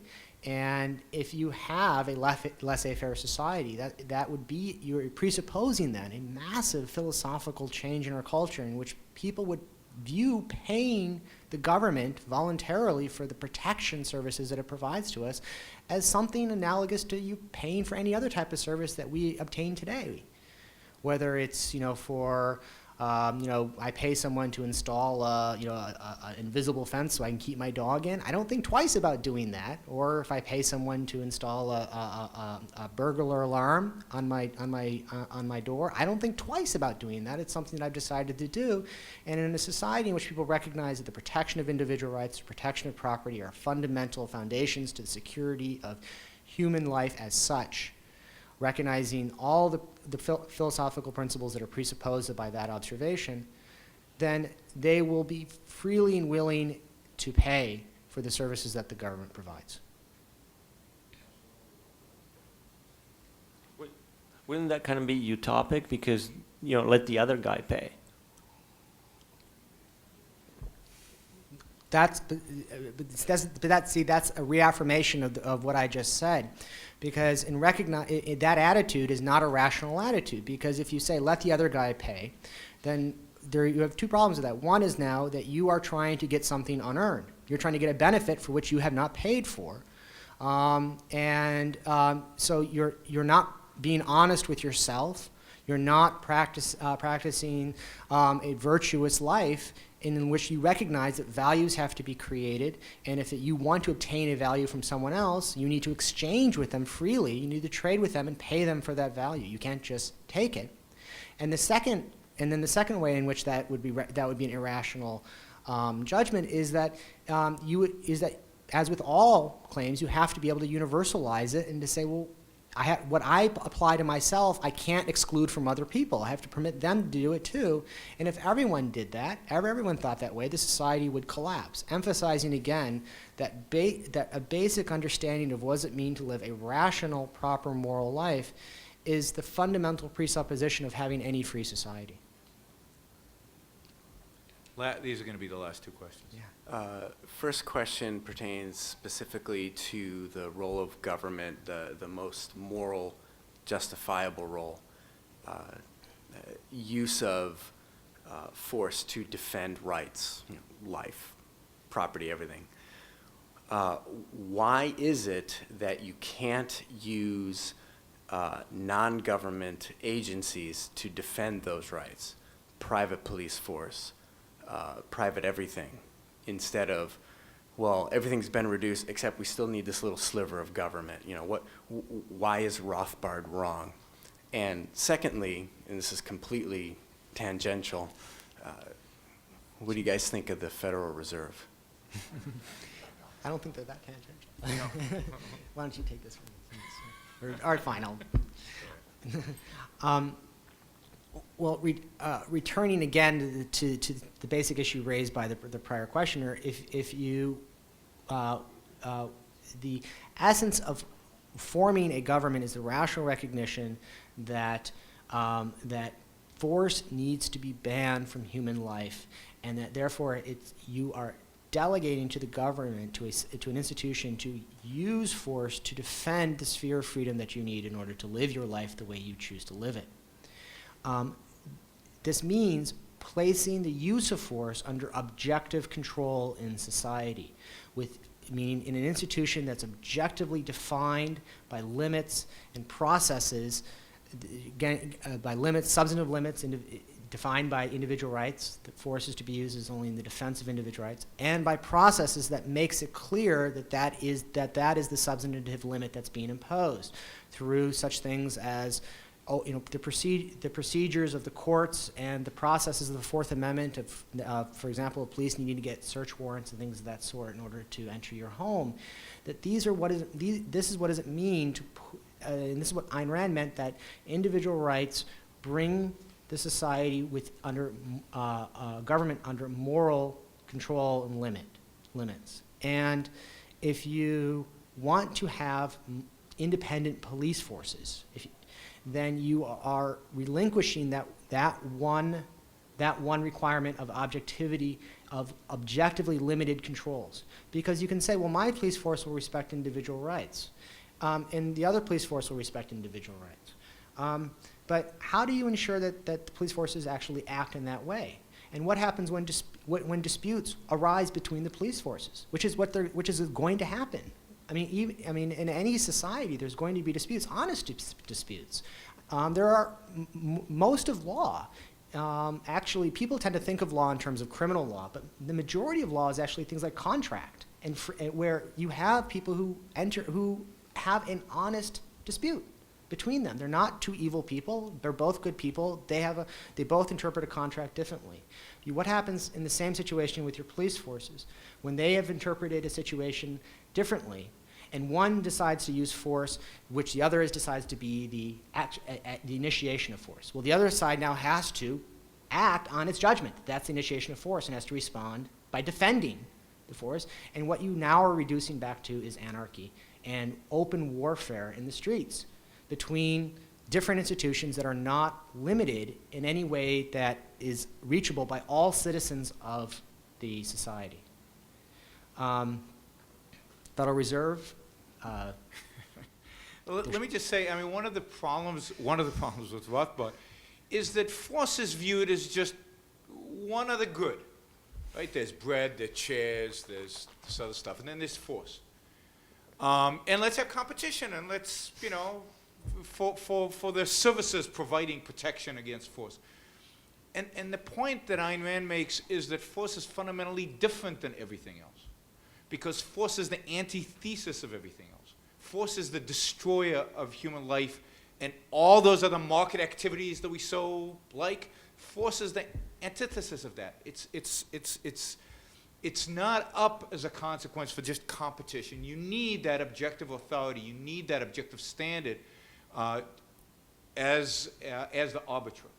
You need to extract it, not to privatize it, not to bring competition to it. You need to extract it from human relationships. And that's what the government does, and that's why you need government in order to do that. What we think of the Federal Reserve, that should be easy by this point. You know, it's another form of violation of property rights. In this case, the right of banks to hold gold and to print coinage and to print paper, monetary currency, based on that gold.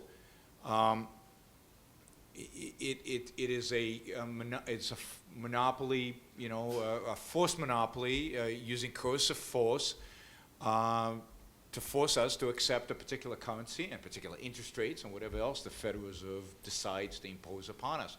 And it's a clear violation. I mean, the Federal Reserve was founded in an act that prohibited actions from private banks. It was a way of destroying private property in private banks, and indeed the Federal Reserve really got its power when they confiscated all our gold in 1933. That's when it amassed even greater power. So the whole basis for the Federal Reserve is the denial of our contractual rights, our rights over our property, our rights over our gold, our money, our what banks can or cannot do. So it should be eliminated. As just a quick analogy to the answer to the force principle, you can't have multiple police forces for the same reason you can't have multiple Supreme Courts, right? I mean, you can imagine, well, what if we had multiple Supreme Courts? So one court decides Kelo, and then, well, we don't like the way that Kelo came out, so we'll go to the other Supreme Court and get another decision. This is not that would not be a society in which there is a rule of law. That society would quickly devolve. And I think that's kind of obvious, right, to everyone. And yet somehow having private police forces seems to be significant to people like Mary Rothbard and other libertarians. And I see the two issues as very much reflecting the same singular requirement of placing, as Dr. Brooks said, removing force from human relationships in society and placing it under objective control. That's what the rule of law means. And look, and the practical outcome is, I think, obvious to any. I mean, the practical outcome is mayhem. It's literally shooting in the streets. It's Beirut. That's the practical outcome. And that's what you have in Beirut. You have Christian courts and militia, and you have Jews courts and militia, and you have Muslim courts and militia, and competing forces. You can convert, right? I mean, you can shift your alliances, and the outcome is civil war, where everybody's shooting at everybody else. So it's, the moral is the practical. So when stuff is wrong, it doesn't work. Yes. Last question. Thank you for your talk. My question is, what was that one case you mentioned that passed a strict test? I'm sorry, the one case that passed a strict test? Yeah. I'm so sorry. I actually know the quote from the Supreme Court in that decision. It's from the early 1990s, and the U.S. Supreme Court in the opinion actually says this is one of those rare case. This is the rare case. Oh, I'm sorry. You said no. What was the one case that passed? Yeah, you said it was a rare case. It's the only one that passed a really strict test earlier in your talk. Yeah, I apologize. It's not coming to mind at the moment, and that tells you how rare an oddity. It never comes up in any. It's because it plays no part in the legal discourse as to as the application of this test, because it was such an oddity. I'm really sorry. I'm drawing a blank. That's okay. Thanks. Thank you. The end of the night.